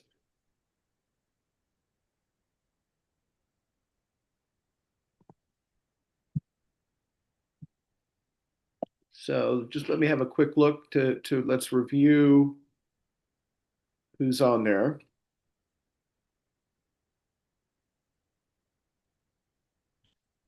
So, according to the current election prediction, Balazs Magyar would lose his seat in favor of Kenny Lee.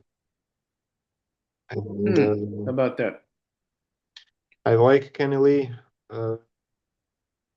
He had really great recommendations. However, in my opinion, he couldn't get the resources and the blessing from the rest of the Liberland administration to do them. So he just continued focusing on something else.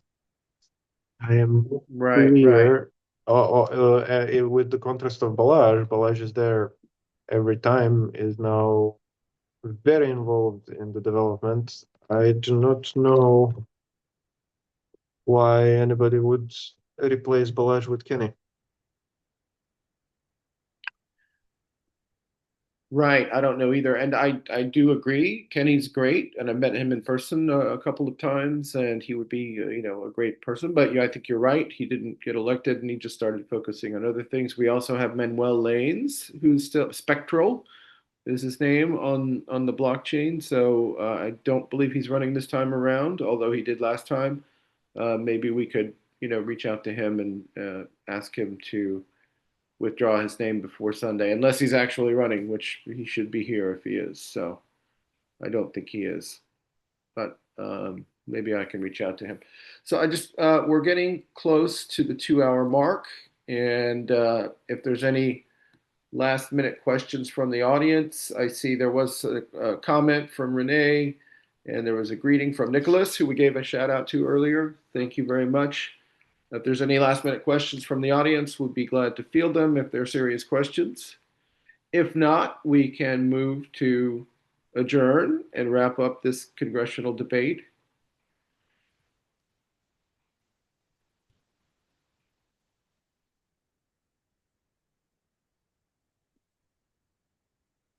So yeah, I'm not seeing any questions coming in. In that case, I would like to thank everyone for participating. I would like to thank the audience for attending. And, for those who couldn't be here, well, you snooze, you lose. So anyway, you guys being here is a testament to your commitment to building our community. And that's extremely important. It's a community that values, these ideals that we hold dear, liberty and truth, and being part of a unique movement. So the election will take place on Sunday, June 28th. You can vote now, and you can vote up until Sunday.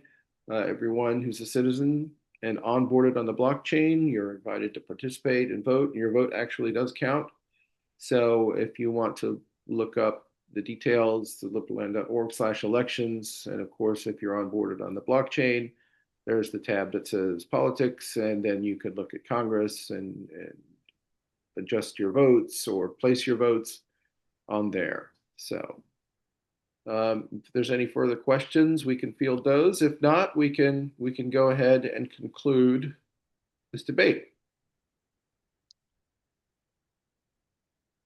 Thank you, Thomas. Okay, any final words from the rest of you? All righty. All right, very good. Well, thanks everybody for attending, and we'll see you very soon. Bye-bye. Bye, everyone. Welcome to Liberland. Welcome to Liberland.